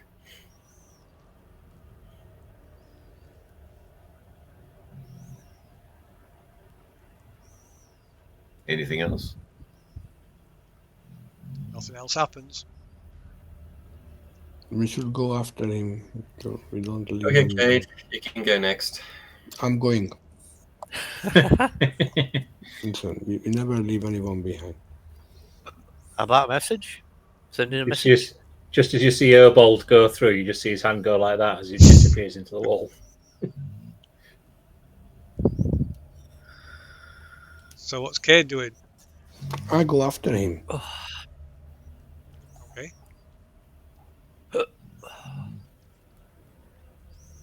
Righto. So what are you doing? You walking along the path, or are you just walking down the hallway? What are you doing? Okay, so you walk. No. I'm walking the same way as he did. Okay, walking, following the red path, walking along the red trail and to the archway. Okay. Yep. What's the archway? Sorry? You walk to the arch. You follow the trail, and what's the archway? You want to touch the archway? They're like the gap, the space between the arch. Well, I copy exactly his movement. Okay. Right. You place your hand on it, and there's a violent force pulled you straight into and through the wall. Okay. Oh, before I disappear, I shout back, "Follow me." Mafuk will mutter dark things to himself and do the same thing, except before he goes, he'll inspire Luzai with his bardic ability. Say, "Follow us, Luzai. What's the worst that could happen?" So Luzai gets a 1d6 bardic inspiration. Okay, so you're doing the same thing, are you? Carefully following the path and touching the wall. Correct. Okay. And what about Luhai? Who's taking the girl? You. You and tackling. 2 naked bodyguards.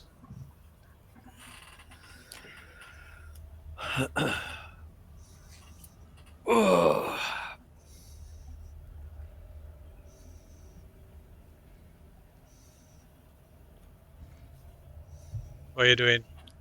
What's Lou High Well, doing? follow up, I suppose. Okay. Okay, right. Follow up, I suppose. You follow the path, touch the wall, and Come on, pull through princess. it. Right, dragging the princess with you, and presumably tackling follow suit. Yep. Okay. As Right. a giant skeleton. No, I'm kidding. Right, let me just make sure this is the right area.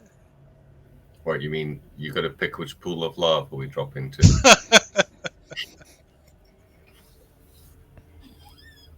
It's going to make it, since things load a little bit slower on here, since we're relying on my thing. Is this where we end up in a room full of undead lichens all talking to each other? And we have to pretend we're looking for the toilet? I don't think that's the right level. No, it's not. Let's go to the next one.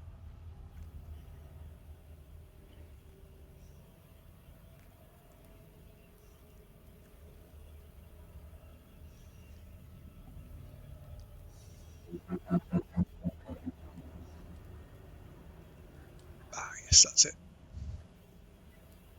That's it. Okay. Just make sure get rid of any previous things on here because we want those.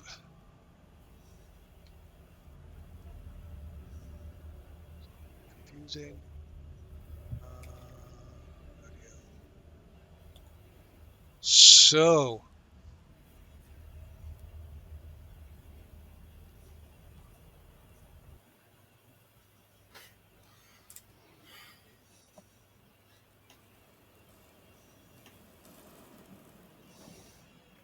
Oh, well. First thing you notice is the stench. It's rotting meat. Kieran can't hear us at the moment. Oh. He's lost his sound.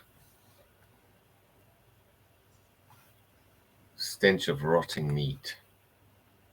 Hey, it's not the same smell as when Fafukos dimmed all that one time. Oops. And ended up in that like rubbish tip that kept moving. Well, we have to wait and see. So what's happened with Volvold? Has he dropped off comms? No, he's on. It's just his sound. Can you hear us, Kieran? He's moving. No, he can't hear us. It doesn't really matter. Yeah, he can't hear us. Can't hear us. Might have to reload. I don't know if you can hear me. But Oh, yes, we hear can it. hear you. Can hear you. I'm just going to hang up and try again. Yeah. Reload Ninja. Yeah. Right, so I suppose if we're in a dark room, Fafuk will use his. Oh, not yet. So there's a delay. So there's a round delay between each of you.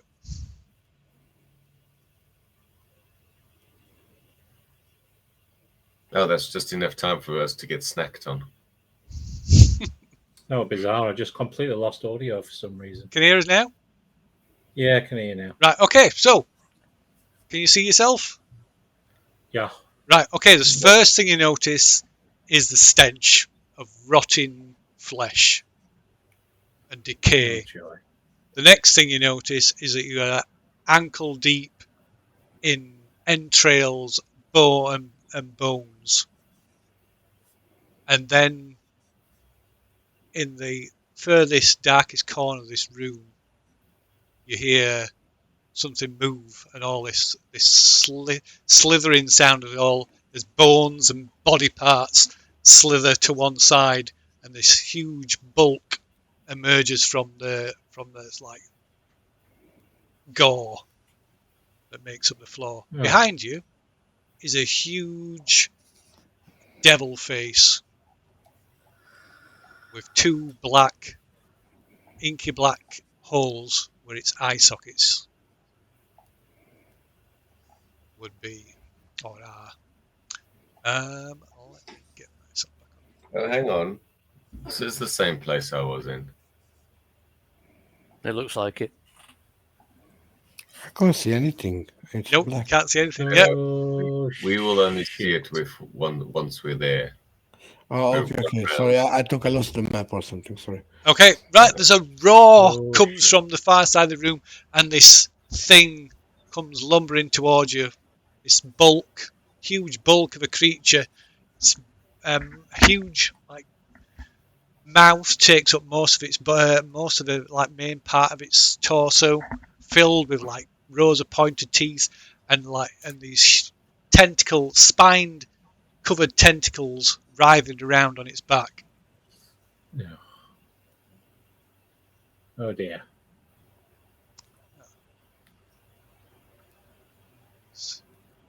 Lovely things that are not connected to things anymore. Now remember, I did describe to everybody this weird place I ended up in last time I cast Dimension Door. Mm. And I did describe what I did to escape. Whether Obold thinks of it is another matter, of course. There you go. Yeah. Or it can just kill, kill, kill.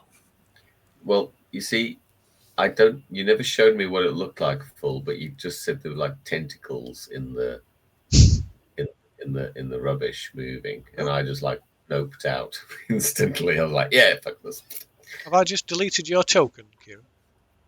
Yeah, Oh, damn. I've just got blackness in front of me. Right, 1 second, I'll put you back. I don't know why that happened. There you go. There we go. So, Oh, it's moved. yeah. So, first round of combat for you. Joy. Oh, come on, you're a monk. Just stun it. How hard can it be? I rolled a 1 and I still beat it. Apparently so. Nice. Wow. What did it roll? It rolled an 8.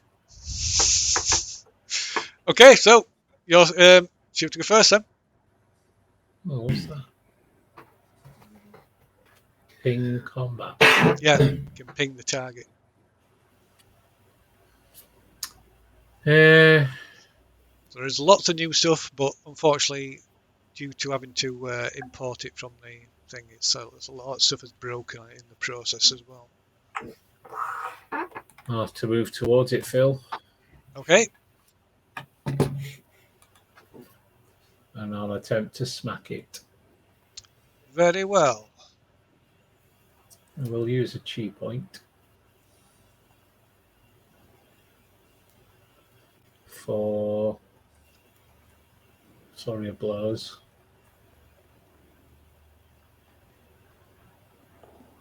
And start with this.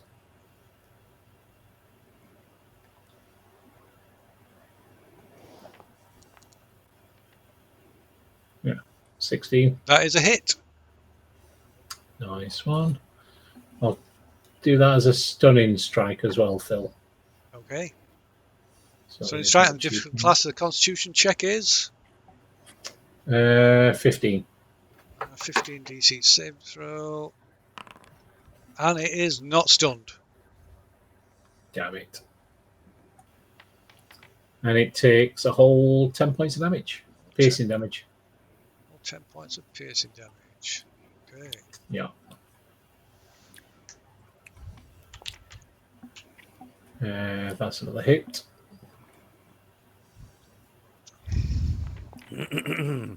Oh, that's another 10 points of damage, Phil. Ooh. Another 10. Yeah.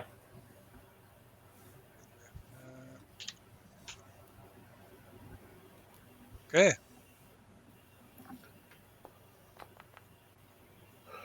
13 to hit this time. That is a miss. So you hit it, but your blow's not powerful enough to have any impact. And last attack. That's Ooh, strike. So you misses. strike it this time. And I'll use another chi point for another stunning strike, Phil. Okay, so that's 4 more points of damage. And another Constitution save. Sorry, what were the difficult class again? Save 15. 15. And it is not stunned. Damn it. And then I will move.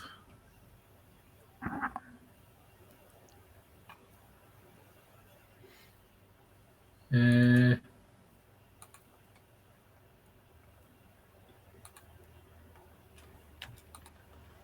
I go that way? No, it's just a little bit of lag. Yeah, there is. A little Go bit there of then, Phil. Okay. So, right.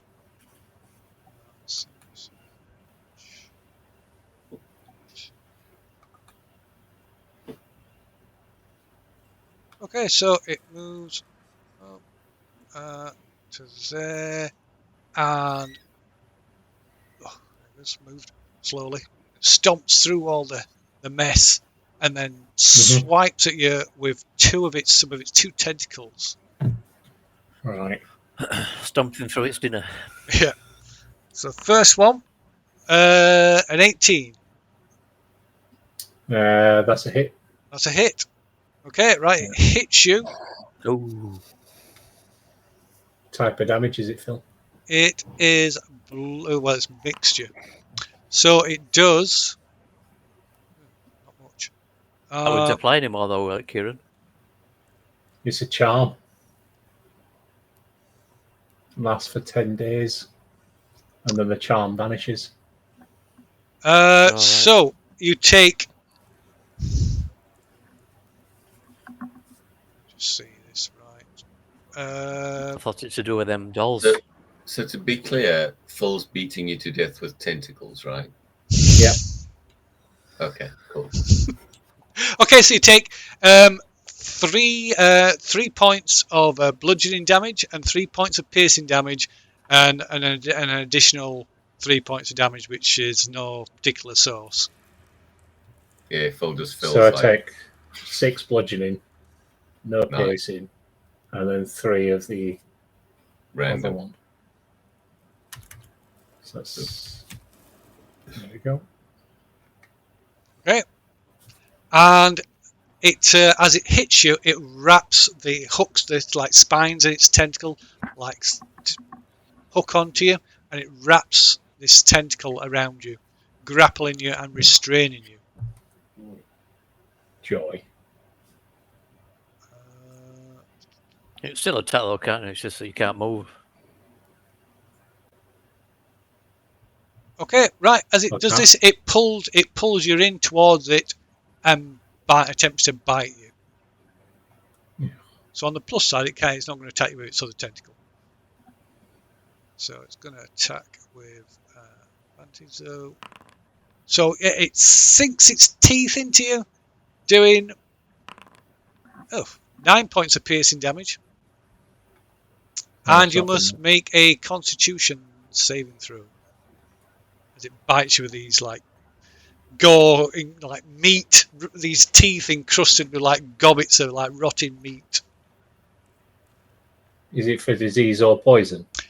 It is against both. Hepatitis. It's against what? Both. Hepatitis. All right. Well, I'm immune. You're immune. Okay, in which case it has an effect on you. He's a monk. Diamond soul. So he's basically just broken his teeth on me. Yeah. Well, it's still you're just not affected by your wound isn't infected, is it? Yeah, it's the piercing damage doesn't affect me either, though. Yeah. Oh, it's not diamond soul. It's purity of body, isn't it? Okay. So yeah. Next round. So who was the first? So next. God, I need to make more space. Yeah. I'm struggling. It's with Cade, isn't it? Struggling with a small screen here. Yeah. So let's bring Cade in. Yeah, here we go. Bing.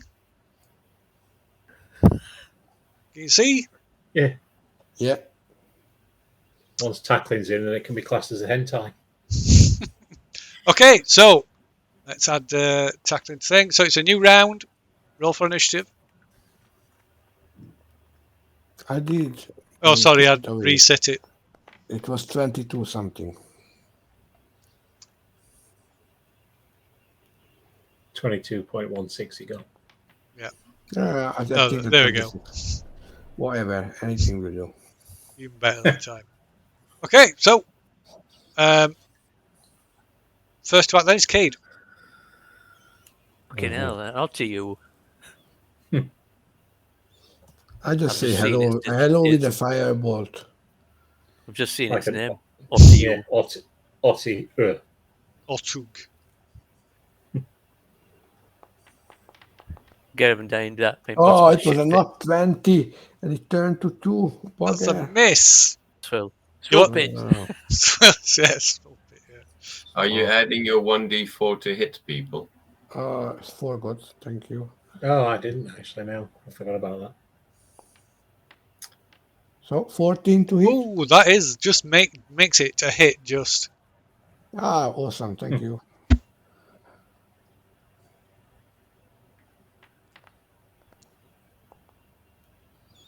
wow. 11 points of fire 11 damage. points of fire damage. And I move behind Opal. Maximum and minimum. Okay, so it's looking injured now after that. So next to act, it's it. So it's still got hold of Orbold, of course. So it attempts to bite Orbold.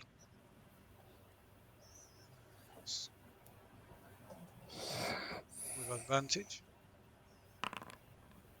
18. That's a hit.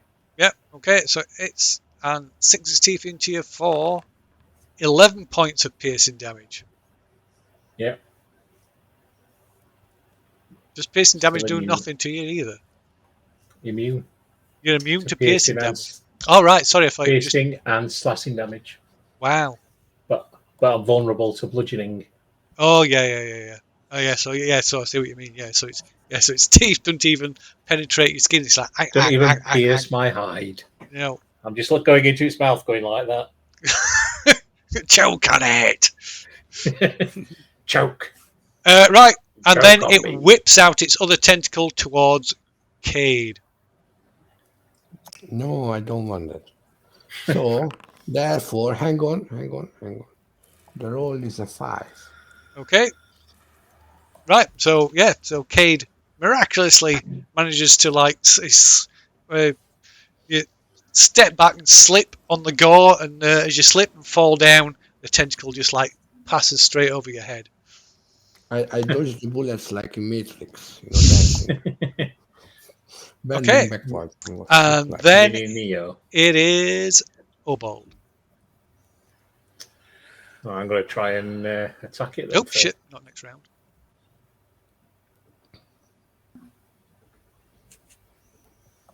I'm going to try and attack it then, Phil. Okay. It's going to have to be hand to hand. Yep, you can try and break out of it if you wanted to. So it is.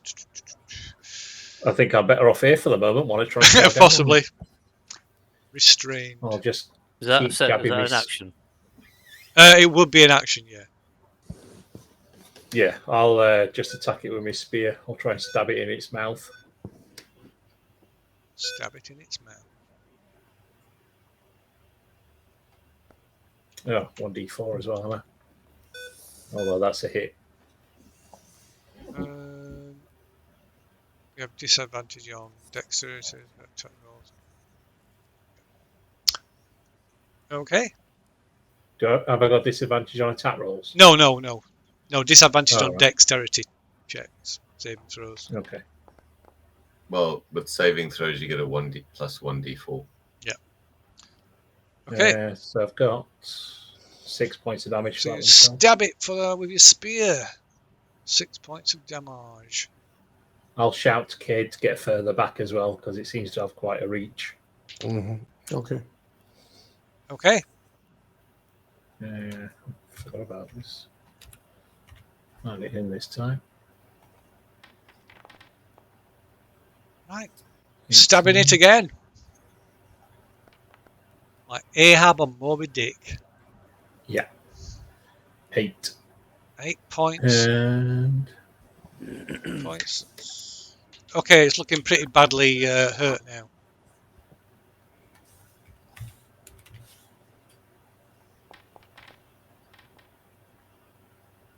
Another hit.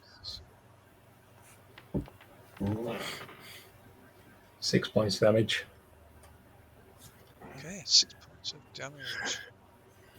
Oops. Come here.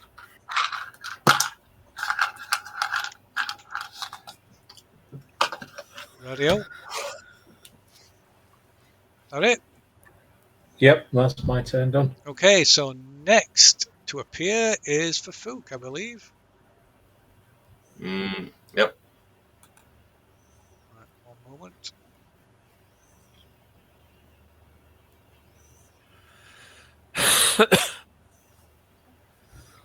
And to the combat, reset initiative, and away we go again. Food pops out and goes, "Hey, dude, what a... Oh, shit." Not this again. Yeah, not again.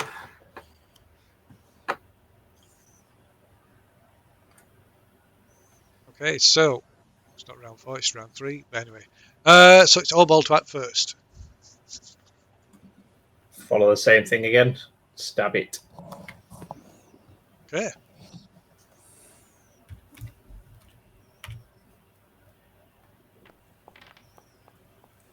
Right, stabbing it again.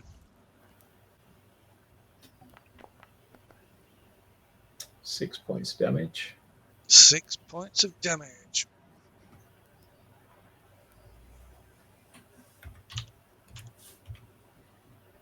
Okay. Another stab. I'm missing them Street Fighter sounds. Oh yeah, yeah.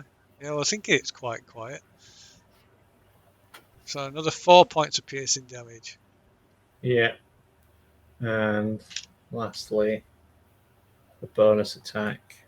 Have it got any? It's strange. It's got the item tracks. No, all that stuff is missing. Oh dear. Oh, Ugh, one off a critical. Okay. 6 points of bludgeoning damage. 6 points of bludgeoning damage.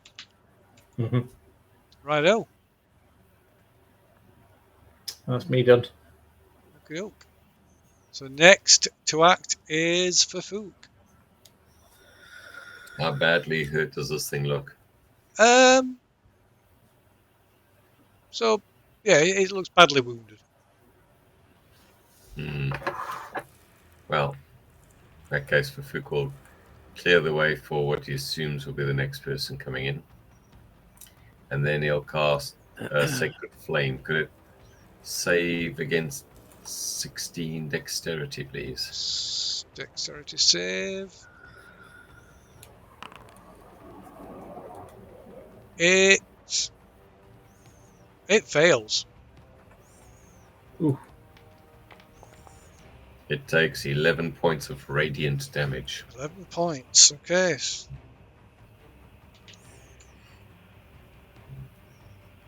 Okay, it's looking really pretty badly beat up now.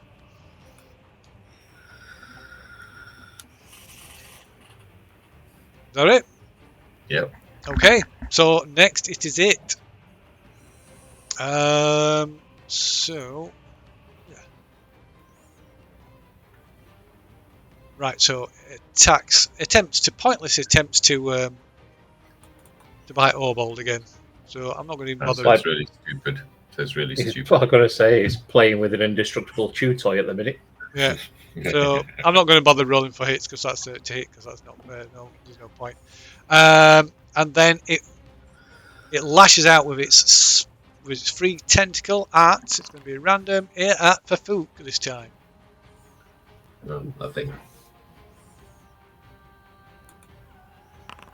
Oh, critical. Ooh. Fafuk would like it to use luck to force it to re-roll that, please. Okay.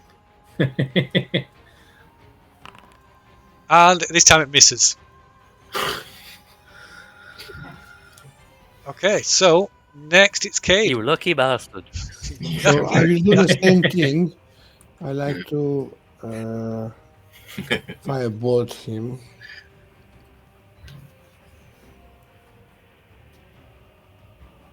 Why is it not coming? Okay, again, sorry.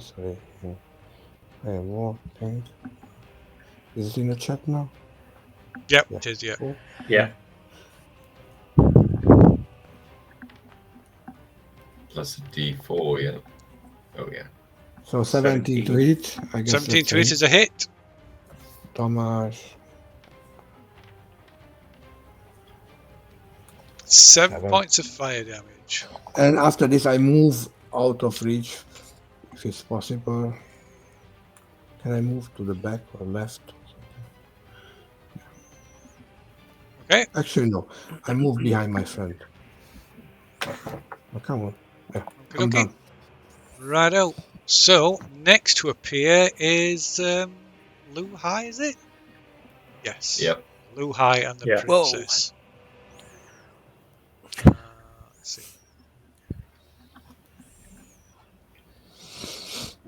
Add to combat. Reset initiatives. So yeah, you appear in this charnel pit with Orbold being Oh, Oh, that's a wow. waste. carried above Oh, this really? thing's head as it's constantly trying to like chew on him with apparently no effect. Okay, so what should be round 4? Right, first one then is Orbold. Follow him Oh. all Oh the same. shit! Where's a 1? Thomas is still here. Choo-choo train. That's I still ended up second.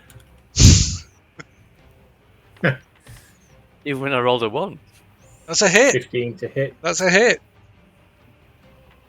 and 9 points damage. 9 points of damage. Okay, it's looking pretty like critically injured now. Another stab with a spear. 16 to hit. That's another hit. It's only 4 points of damage for that one. Yeah. And bonus attack.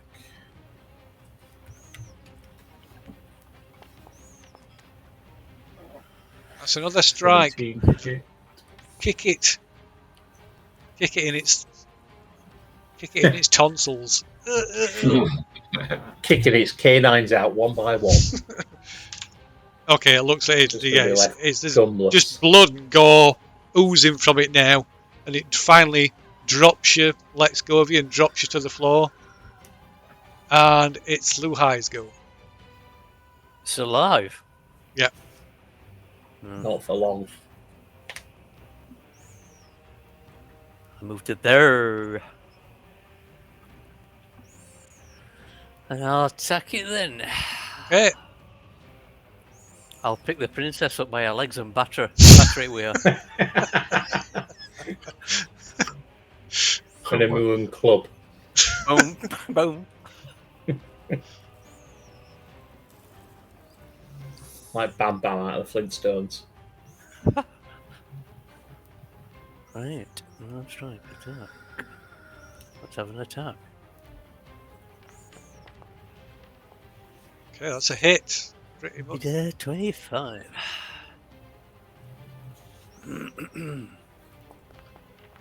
Oh, wow. Thanks. Okay, and you Yeah, land what's the a damage? final killing blow. You kill, stealing bastard. Oof. Yeah. And earn the right to describe its death. I'll He just doesn't. uppercut in its massive jaws. Okay, right, and it flops back. I'll probably punch my fist through its bottom of its mouth, open into its tongue, just for effect. Cool. Yeah, pull its tongue. What's that? What that Columban necktie? Yeah. I'll do that, Phil. Columban necktie on it. Yeah. But it's dreadful. Okay, and so endeth the combat just as tackling appears. Tackling goes into a rage just because he didn't get his combat. Like, no, I want to date it. Oh, I assume we wait for the princess and... She's already here. Yeah, she came through with Blue High Dragon Yeah. through at the same time. Fafuk sort of says, "Oh, guys, this is where I appeared when I concept I mentioned all that one time. So, the trick is you got to stick your hands into the eye sockets, you grab some levers, yank on them, and then you walk through the mouth, and you end up back on level 2, 3, something like that. So that's what Fafuk does. Confidently walks up to the mask, reaches into the darkness, yanks on the levers, and okay, hopefully the door opens. and the mouth, the jaws of the face just like gape open.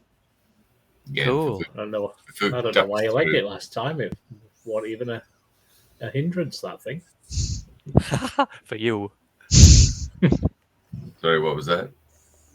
I don't know why you ran last time. That were hardly a hindrance. I didn't even see it, buddy. I saw something move in the darkness and I legged it instantly.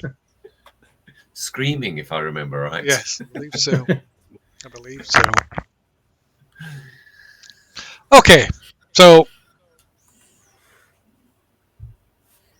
basically, you all appear back where you started. Oh no.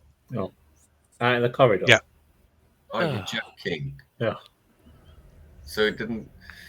I thought this wouldn't be too bad because we're practically near the entrance up here. Damn it.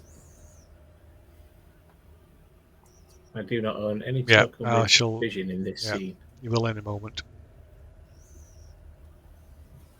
You will in a moment.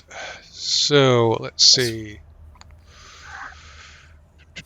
So same order.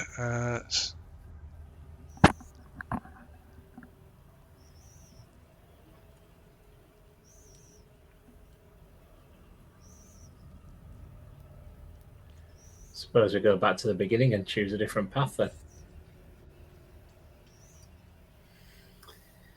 Yeah. Buglets. Choose the gold one next.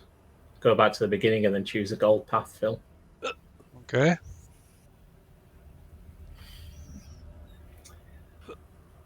Well, why don't we flip a coin? Why do we roll a dice and see if we go gold or purple? Well, weirdly, the path at the top isn't any colour. It's brown. But it's the purple one that leads up that way. It's just brown at the end instead of it staying purple. Isn't that the path that this child's skeleton went on, though? No, there is no path on the arch that leads to the archway where the skeleton's in front of it.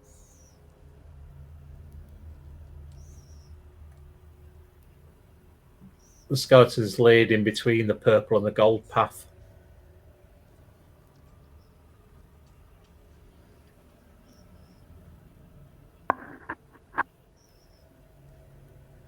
Weirdly, with one leg pointing at the arch we've just come out of and the other one pointing at the arch in front of it.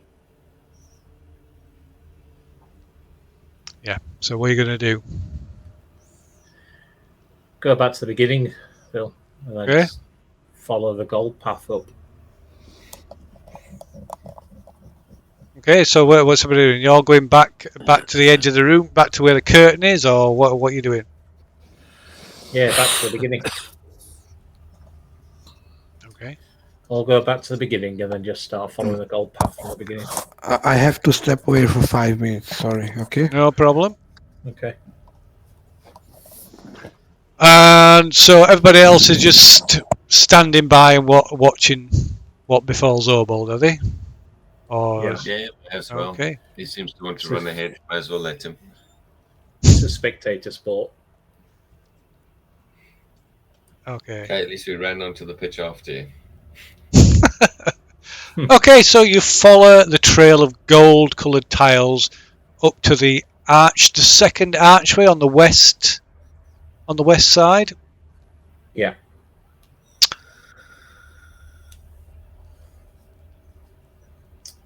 No, I'll do the same then, Phil. Touch the space in between the arches. Okay, so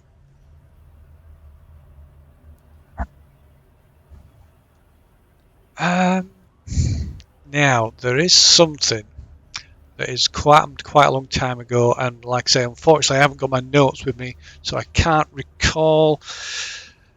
I'll just do a quick look on here because I'm not sure if it's on. Somebody's got it. What, the journals?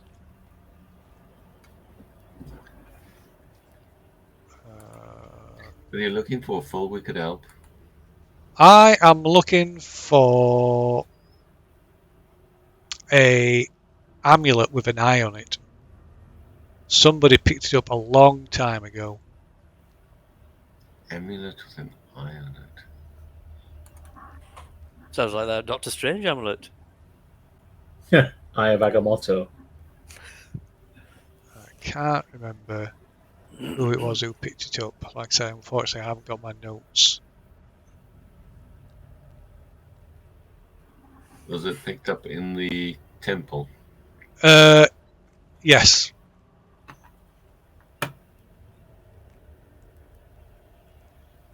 Everything's basically gone to pretty much Cade, hasn't it? To put in his Yeah. pouch. It would have been Cade. We shoved things in. If we didn't wear them or identify them, we shoved them in a pouch. Yeah.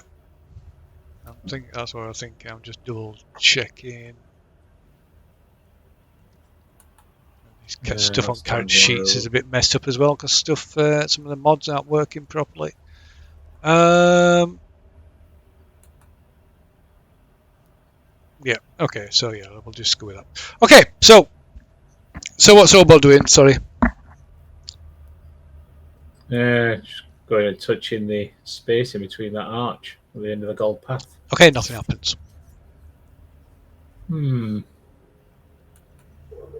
I'll go back to the beginning, then following the gold path all the way back. Okay. And then I'll go up the purple path. Okay. Follow that to the archway on the top, on the right side. And touch the archway in there. Okay. Right. As you place your hand on the cold stone, it suddenly becomes slightly warm, and the texture and the consistency of it suddenly changes, and the surface ripples and starts to shift and drip as the space inside the archway takes on the consistency of warm mud. Yeah. Well, mad. I'll pull my hand back then, Phil. Okay.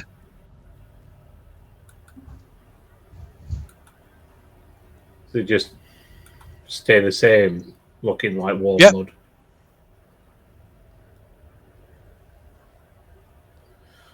Oh dear.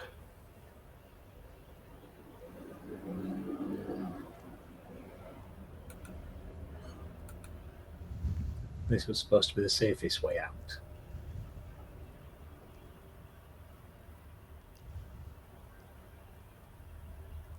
I'll try and force my way through it then, Phil, see what happens. Okay.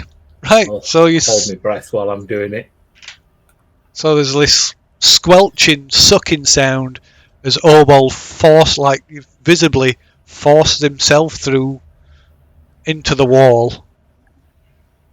You can probably see like splashes of mud spattering the floor. It's like such a liquidy. It's not thick. Yeah, viscous. Till eventually there's kind of a plop, and he disappears as this last of him disappears into the wall.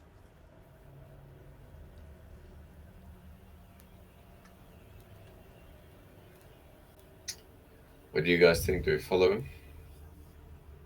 Well, suppose so. Just like last time. Okay. Cade and then Fafuk. But this time I'll go with Cade, so we're going together. Okay. 2 by 2. So Yeah. you're going up. So Luhai, you dragging the princess through with you again? Yeah. Okay. Time to get muddy. Dirty. Okay, so let's see.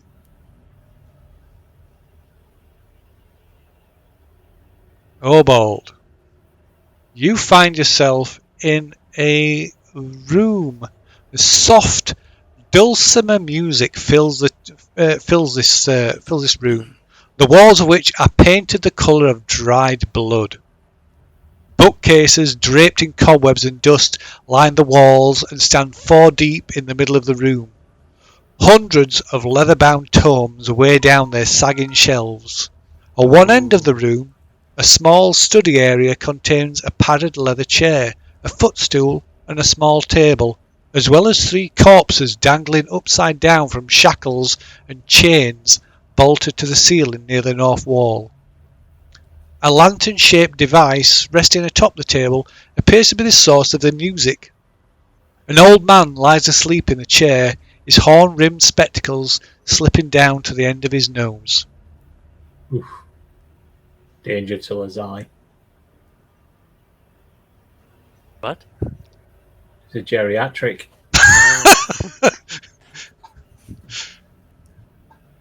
Oh, Lazar's going to look forward to this.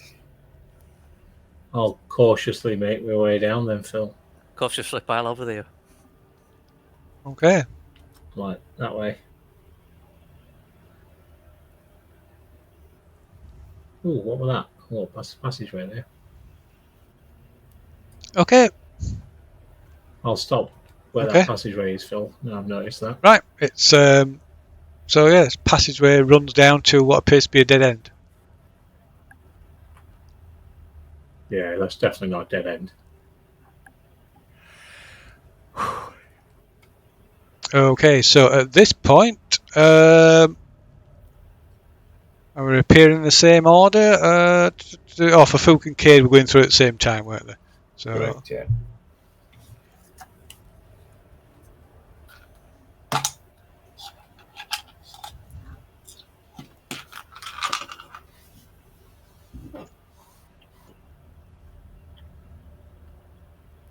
Cade obviously loses his shit when he sees so many books lying around. He immediately casts Detect Magic to see if he can work out which ones are magic books.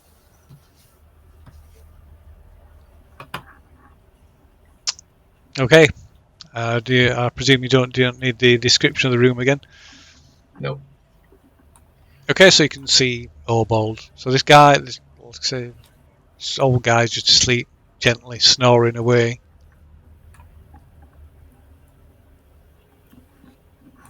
Oh, he's snoring. For Fook will try and sneak up to him to see if he's got any anything interesting. Valuables. Yeah, quite possibly yes. So of course, forgot to mention as well. So when you appear in this, like pushing your way through that wall, and you appear in this bottom left-hand corner, the wall behind you is still has like the consistency of mud. Right. And let's see, so Luhai appears.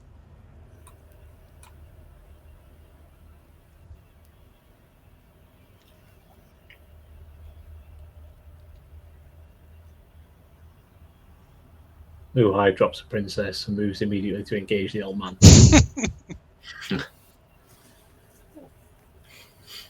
A sleeping geriatric. Oh god, it's like his wet dream all over again. So, what are you doing? Is it purposely that dark in here, or what? Or doesn't my monitor need adjusting? It's kind of dark. It's dark-ish. It's not. It's dim lit. There's just a lantern. There's just a light at the one end of the room. I'm back.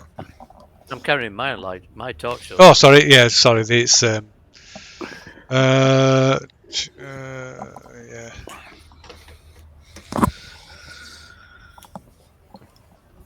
There you go.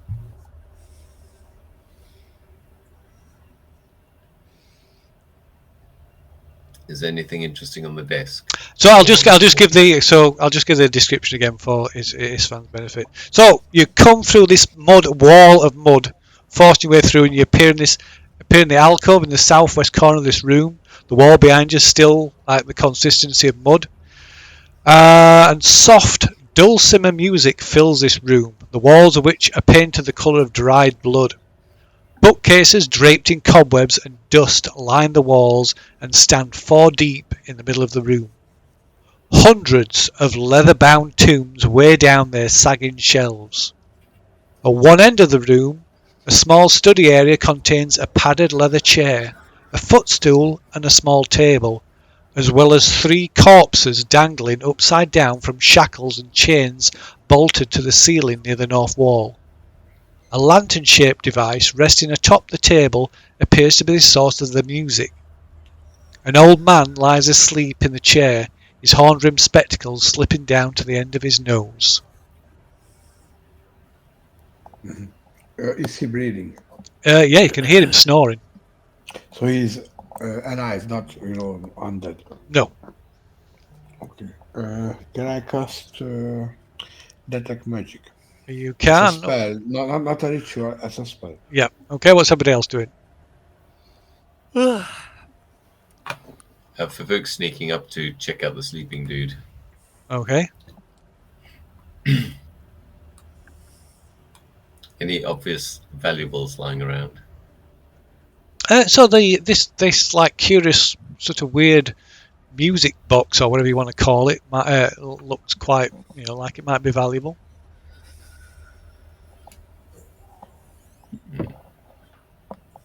Favuk studies it interestedly. I won't touch anything just yet. I'll wait for, because I know Cade will want a few minutes to check out the books if he can. Okay. Yes, definitely. So how about Orbold and Luhai? No, I'm holding back for a bit. Okay. Orbold?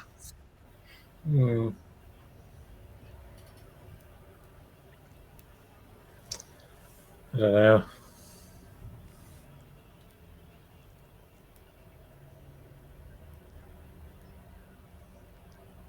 I'll just keep an eye on the old man for the moment. Okay. So Cade, you cast detect magic. So magic comes from numerous places around this room.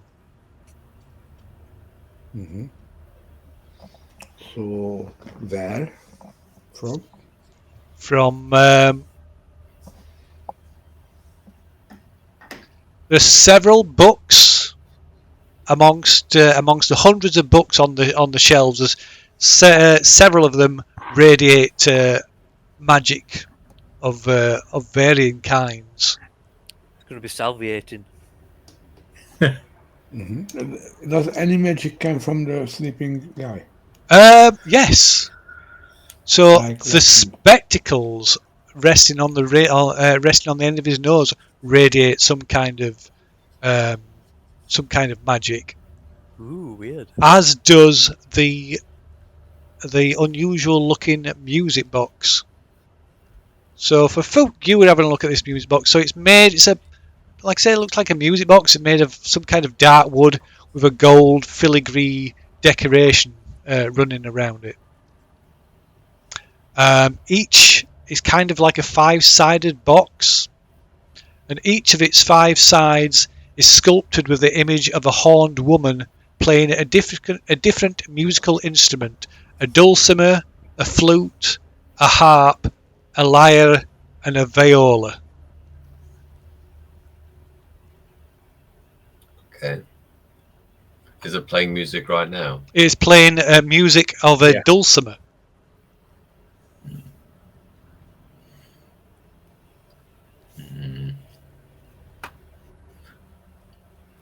Is Cade busy trolley dashing up and down the library, like snatching things off shelves? Hey, Phil. I don't know. Tell me, ask Cade, not me. So, Cade, do you know what? Sorry, Istvan, you know what trolley dash is? Yes, when you enter a supermarket and is it the one when you have 1 minute to fill this everything Yes. and run Yeah, that out? kind of thing. There Yeah. used to Yes. be a chap who used to run the show. He just died a couple of years back. Tall man. He was, interested in guys. Yeah. Yeah. Yeah. You, So I Yeah. you're don't know. trolley catching for magic books right now. Kind of, but I'm not touching anything. I'm just, trying to Uh, pick anything which, looks interesting to me. However, they are not my property, so I can't Okay, name them. so are you? Is, So I are just you look around. Sorry. okay, Fook pokes the sleeping guy in the forehead. okay. Right. So like, what? What? He opens his eyes like, who are you? Why do you disturb me? I wanted to ask about your music box. It's amazing. Right. He sort of blinks and looks at you, and then looks to Orbold and kind of leans over and clocks the others. Yes, it's quite an interesting piece. I said, can you change the music by touching these panels? And Fook will poke another panel. That's very insightful of you, but it's not quite as simple as that. And he reaches forward and touches the panel with the flute in, and the like carving depresses slightly, and he appears to there's a brief moment of concentration on his face, and then the music changes to that of a flute and a different tune. Oh, that's lovely. Thank you. So, sir, and who are you? Did Lord Asarak send you here? Yes. He Sort of. Sort of. Yeah, he said collects lots of books. Really? Yeah. Well, that seems unlikely. Lord Asarak hasn't visited this chamber for. Oh, he picks a big piece of sheet of cobwebs from his lap, picks them up, and, like, dusts his legs off, and sort of stands up. You can hear his like limbs creaking as he gets to his feet. A long time.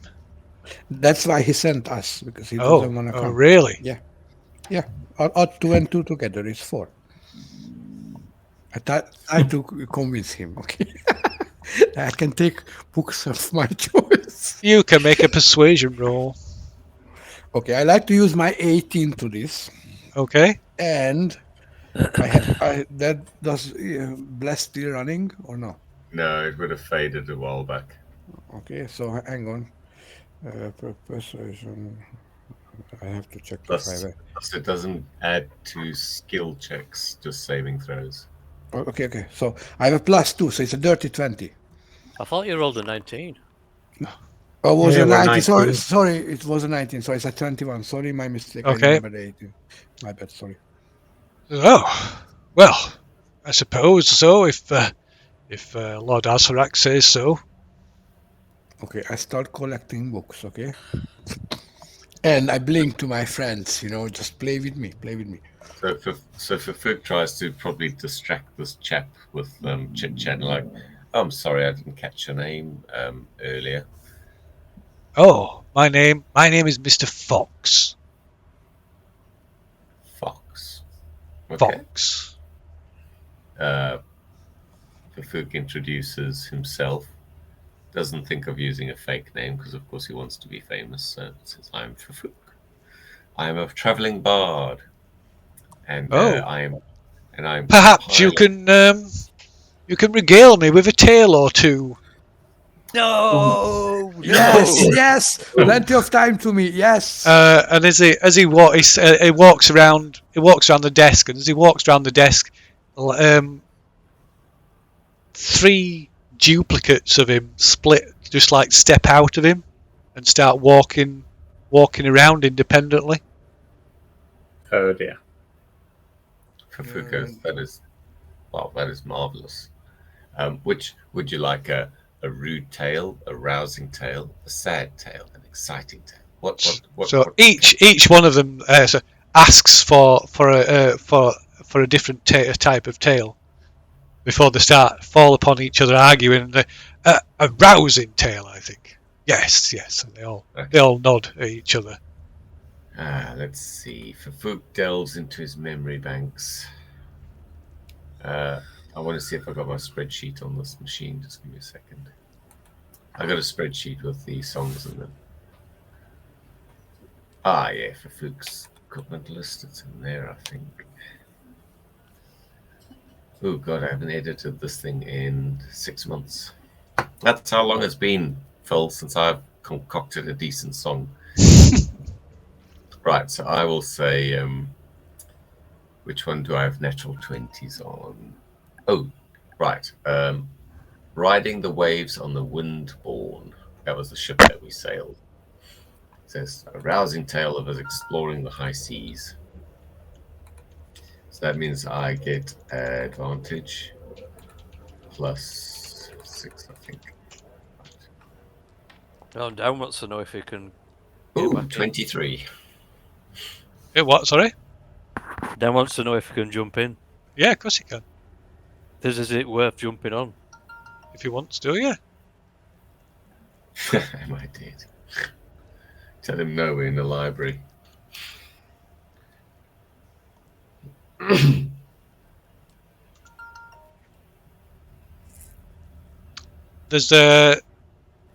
him does he need the link or? Are we winning, guys? So, Oliver in chat wants to know if we're winning tonight. Yes. So far. Surprisingly well, unfortunately.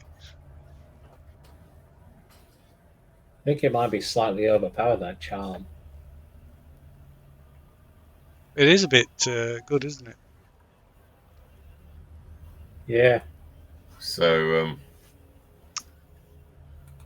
yeah, 23 for a performance check, Phil. Oh, very good.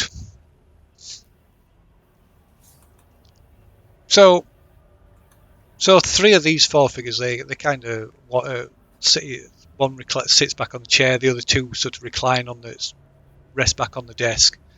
The other one sort of wanders off, meandering between the bookshelves towards Cade. Found something interesting, have you? No, I'm not looking for anything. And he picks up the exact book that you were just thinking about. Starts to leaf through it. It's an interesting tome, this one. Oh, that's creepy. What's about? I'm just the messenger. A messenger. Yeah. I need to call. Sorry, not. That's not what your old master used to refer to you as, it? Dead He's now, using isn't he? detect thoughts. He's using detect thoughts on you. Stupid bastard. No. You wouldn't be here to steal my books now, would you? telling me that Lord Asarak has sent you, and that's not the case at all. It is. I deceived you. Sorry. Can we hear this conversation? Oh yeah. Like, okay, Cade, knock it off. Knock it off. Okay, I retreat behind my friends. How many books I collected so far? Well, it's up to you. Let's There roll are a D20. 6. There are 6 books, old books that are quite obviously spell books, Mhm. dotted about on different shelves in this room. So let's roll a D6 and the dice will A D3, I think. I think a D6 is maybe a bit. There's no D3. How do, Dan? It has to be a D4. There's no D3 in Dungeons and Masters.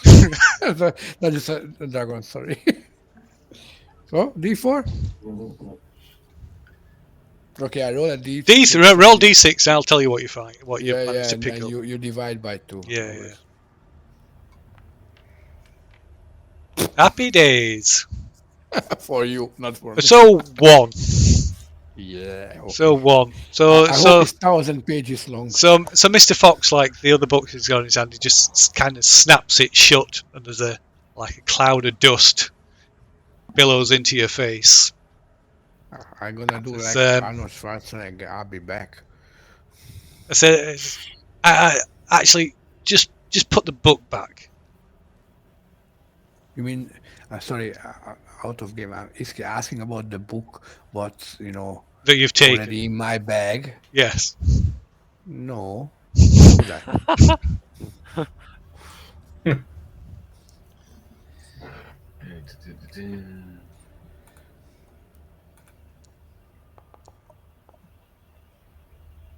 What are you rolling so much? Me. Yeah. I'm trying. I make up 3-4 options in my mind, and then I roll to see what gets closest to what, just so I can randomize my character's reaction. It's supposed to be chaotic, but I tend to. Yeah. Okay. I just didn't get it. Sorry.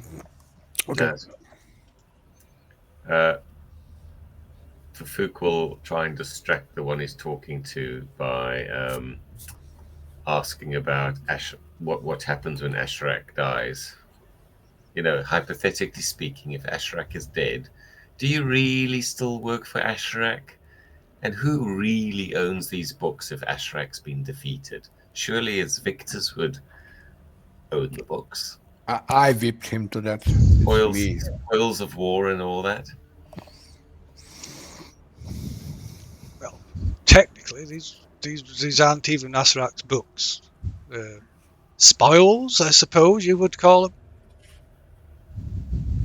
Well, So the victor goes the spoils. War. Spoils of war. So I mean, we did defeat Asherak, and we didn't want to boast too much, but we do have quite a lot of proof that we defeated him. So doesn't that give us at least a library pass to borrow some of these now unowned books? Now,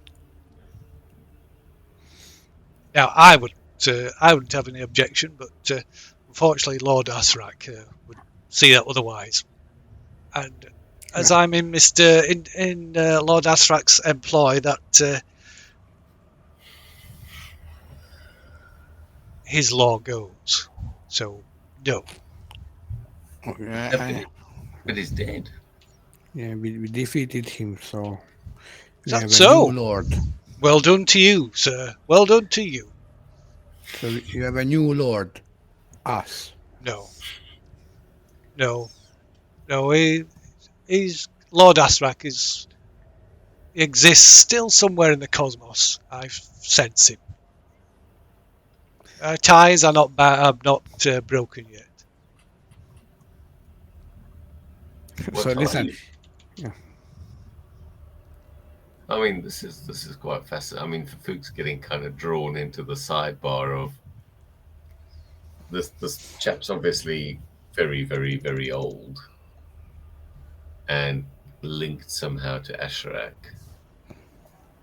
Is he some kind of like undead? No, It doesn't appear to be, no. It feels that he's, alive. That was my first question. Well, Fufuk asks him, "What are you? You must be hundreds of years old, and you're linked to Asherak." I am Mr. Fox.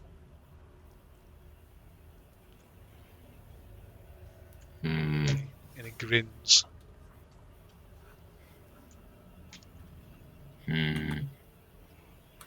Would let's say we left peaceably.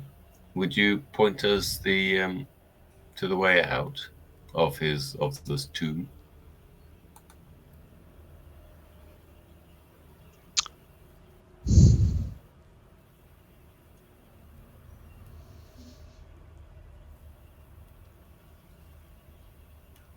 What would you give me? What would you give Mr. Fox in return for your freedom? Your freedom from Azareth. I'm quite happy here with the books. Well, I mean, it's very isolating being here. You've probably read all these books like a dozen times. How about A few rousing tales from the outside world. I do enjoy a good performance, as you may have noticed. Right, so the all the figures kind of converge on the chair and sit down, Quick, fireball! returning to just one figure. And he sits and reclines, and he pushes his spectacles back up his nose. I'm listening. No, okay, cool. Didn't think that would work.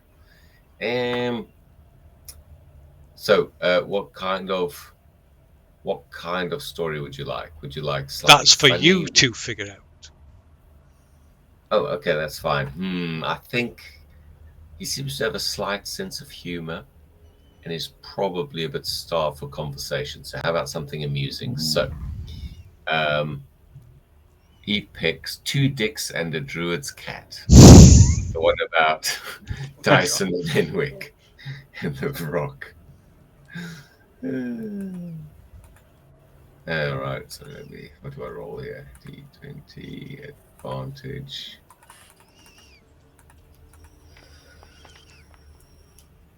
$24. Okay.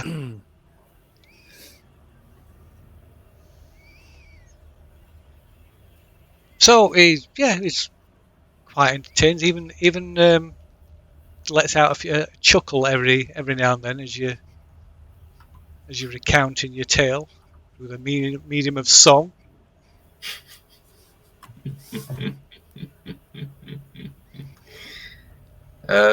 So which way is the? I mean, for folks like looking questioningly at the party, obviously the party recognizes his look as. So are we ganking this dude, or are we just kind of like negotiating our way out then? And, Right, he looks at you and peers over the top of his spectacles and says that would be very bad manners, surely. You've made a deal, haven't you? Say again. You've made a deal, haven't you?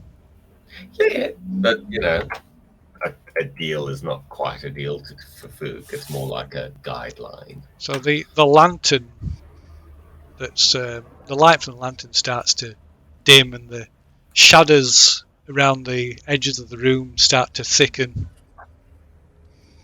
Oh. So, Right. surely you wouldn't consider such a thing after I've shown you such hospitality. Yeah, no, how about another one? This one I quite liked because it covers quite an excellent adventure. But then after the song, we're probably going to have to carry on because we've been stuck down here for a long time. Oh, another 24. Okay, right. So which one of you are you regaling him with this time? So this one is the journey from Ahoy Ahoy to Dwangaroo, and then literally back again. It's in the title. It's like the ballad of the journey, meeting the turtles, and basically how we ended up really, really disliking the shell game, so to speak. Okay. So as you're singing this ballad or this tune or this song or whatever you want to call it, the in the like thickening shadows that kind of so slowly start to obscure the walls around the room till you're almost like a dome. Like you can't see you can't see the walls anymore. It's just like this. You're almost in this like dome of shadow. Ooh, and you can see things moving just on the board inside the border of this shadow. This is while I'm singing or Yeah. after? While but as you finish the tune he he smiles and stands up. Says, very well. If you wish, you may leave. Thank you. That would be kind of you. Which way to the surface? Says, leave the way that you came. Oh, not down the other passageway out the other side of the library.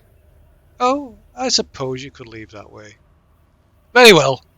And he sets off and gets up, and sets off down that side passageway. Where I'll Obol let him is. pass then. And he traces his hands both his hands across the wall in like an intricate, sort of like almost like a semantic display, as if he maybe cast a spell, and the wall becomes translucent, showing you. Oops, there we go. Oh, delay, lag, revealing the corridor with the coloured snake trails. Oh. Oh, Shit. Again. Yeah, this brings us out to the gold one, doesn't it? All right. Right, as you step through the door, it says, perhaps you should have minded the bones as you were told.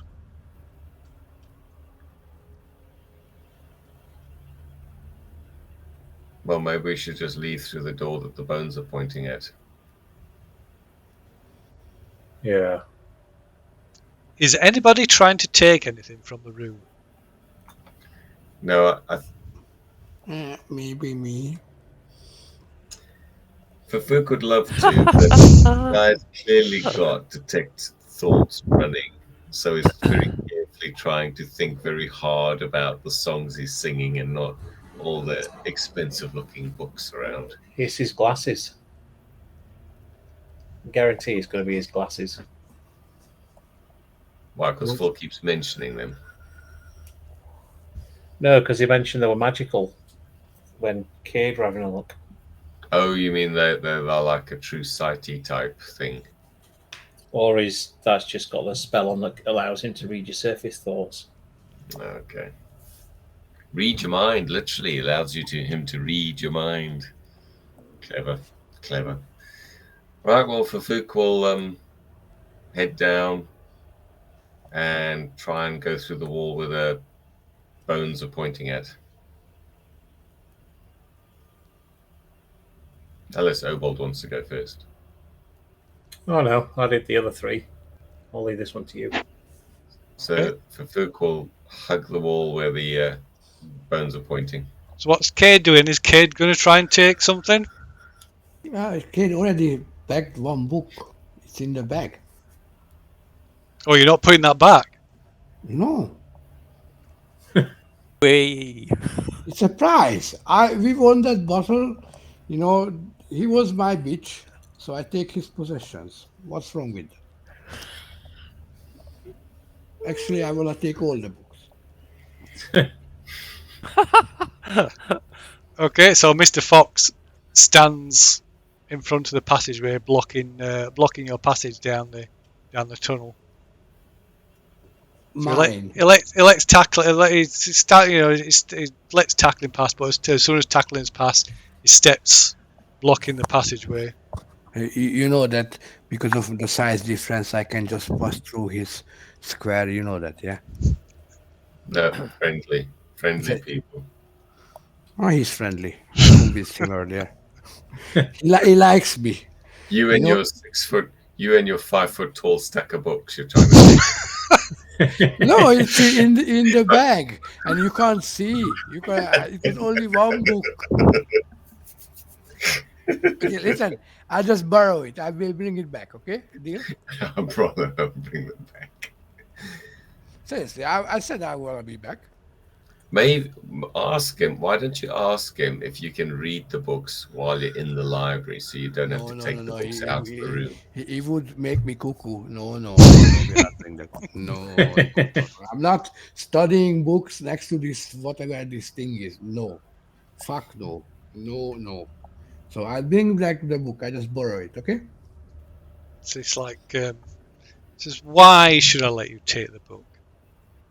Because we defeated your Lord, so we are bigger than him, with more power.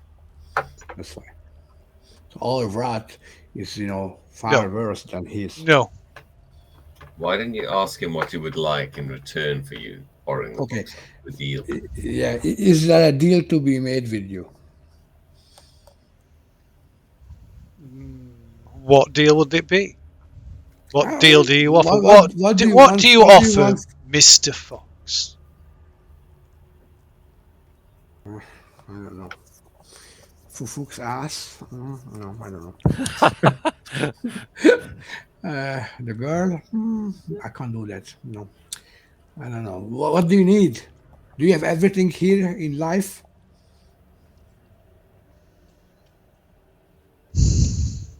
Is there anything you lack? Anything you miss? I lack intellectual challenge. Challenge Ooh, me. take him on in some kind of game. Challenge me with a riddle. I don't do riddles. Riddle me this.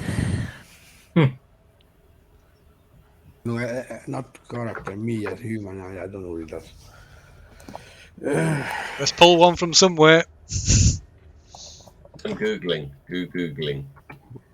and a good one. Can you remember them puzzles that we did with that old man in that dream? No, not really.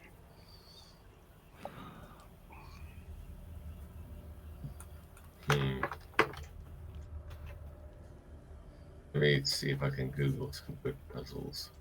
Ask him the airspeed velocity of an unladen swallow.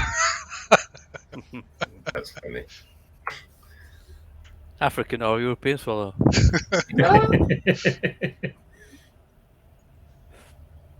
Well, how about Fafuk starts whispering suggested riddles to Cade. I'm tall when I'm young, I'm short when I'm old. What am I?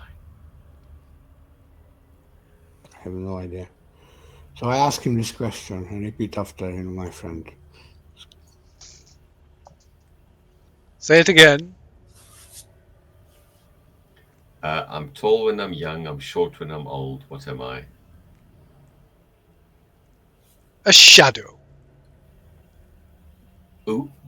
No, that's a candle. Oh. See, we won. Goodbye. Well done. Another, my little friend. Another. For fuck's sake, man. What is this? Is this a school exam? Or me? I'm already a wizard. Fafuk whispers down the passageway, what's full of holes but still holds water? Okay, I asked this. That's a good one as well.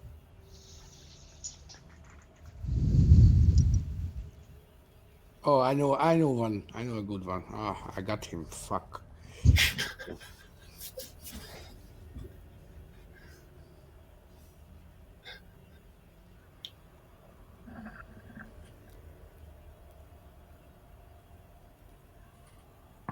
A well. Oh, no, nice try, but this one is a sponge. Oh. Right, he smiles, and as he smiles, his sort of lips, his kind of smile is a little bit wide, a little bit too wide, and as he and his lips part, you see like pointed canine teeth. Mm. One last one, little man. One last one. Okay, so it is Embarrass him further. It is the only place in the world where today comes before yesterday. Where is it?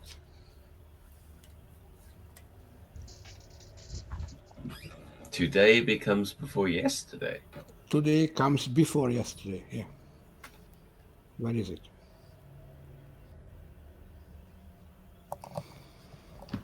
And this is gonna be a masterpiece because I humiliate him with this. Just watch. The answer gonna be. It's like whipping him, you know. Okay, like sort of Do you give his up? smile turns to a more of a sneer, and he steps a little bit closer to you and leans down. Say it again, little man. Say it again. Okay. I mean, you must have problems with your hearings.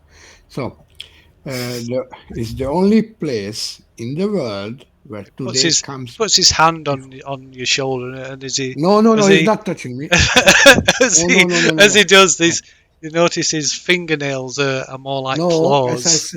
I said, I resist that. He's not touching me. I step away, sneak away. Not, no, Okay, no, so no. you're He's stepping not further touching.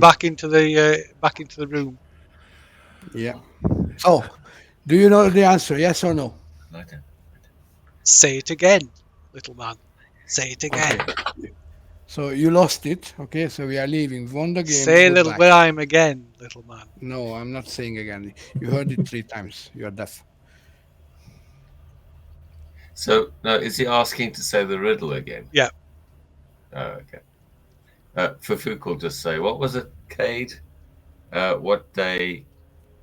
What day comes when the world does It's the yesterday?" only place in the world where today comes before yesterday. Where is it? There we go.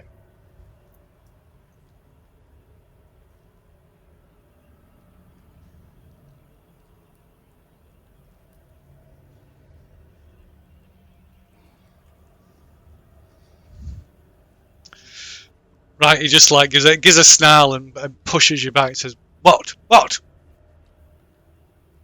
So you give up? Do you Yes, give up? I give up. What is the answer? Okay, the dictionary.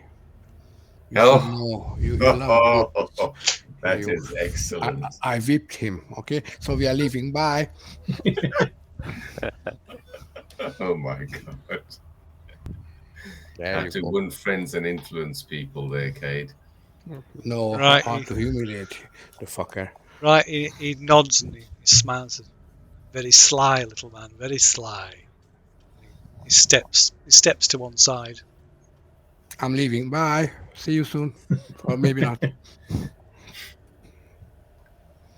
I'll be back for more books, maybe. Well, Fufuk will jump through, try and get through the wall with the dead dude at it. Okay, so yeah, as the last of you step through back into the hallway, the door, well, the door in the wall just vanishes. It's like, geez, Cade. Wow. What cheese? You have cheese. I have So, cheese. before I forget, and just to like as your little reward, you can roll me a d6 to find out which book you've picked up. Yes.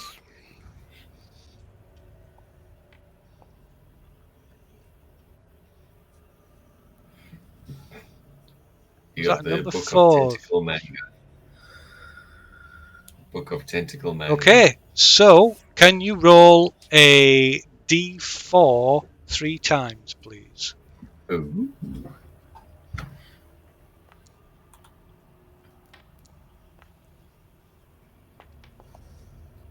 Okay, so the spell book that you've picked up contains 2 4th level spells, 3 5th level spells, and 2 6th level spells.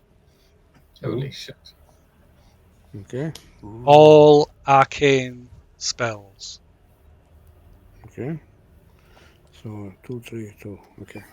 And are they your choice or my choice?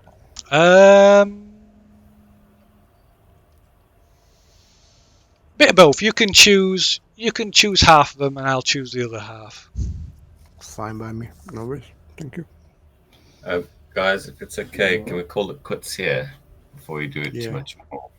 Yeah. Okay. Okay. Yeah, I'll message you about this field, okay? And Yep. you message me whatever else you pick, okay? Okay. So, so we'll tell you this. So as you approach this final archway where the skeleton, this charred skeleton lies, the wall just opens up, revealing a short passageway that leads into a small room in which you can see a pool of black water.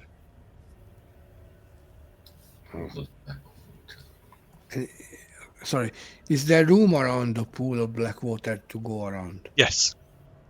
Okay, so we don't have to go through, cross it or anything No. if we don't want to. Okay. No. It is a room in which there is a pool of jet black ooze, not water. In fact, jet black ooze glistens inside this silent chamber whose walls are decorated with relief carvings depicting black stars. Black stars. But like Nina Simone. Or the King in Yellow. So like black stars, like singers. No, black Nina stars Simone. in a night sky, which is a contradiction, of course. Yeah.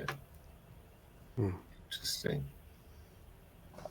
All right, chaps. Well, thank you very much. I'm afraid I've got to go drag Yep, these two thank out. you.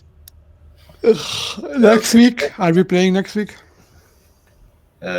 Yeah, I'm here. Yeah. I believe so. Okay, me too. Cool. Brilliant. Well, good seeing you, Dan. Hey, Dan. See you later. See Yeah, you later. All right. yeah, you are still alive. Don't Yeah. worry. Yeah. Thanks, guys. Bye, guys. See you Thank later. Phil. Bye.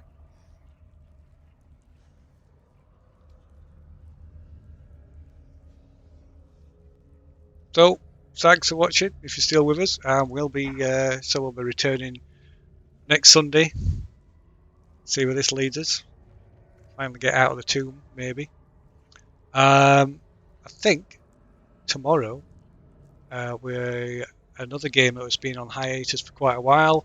It's Forbidden Lands. So I think, fingers crossed, we'll be back with a new session of that, and then of course on Wednesday we should be continuing with the Tatters of the King in Call of Cthulhu on Wednesday. Not definite, but yes, there might be something might have come up, but fingers crossed we'll be back on Wednesday with continuing Tatters of the King as well. So thanks again for watching, and hope you all have a good night. See you later.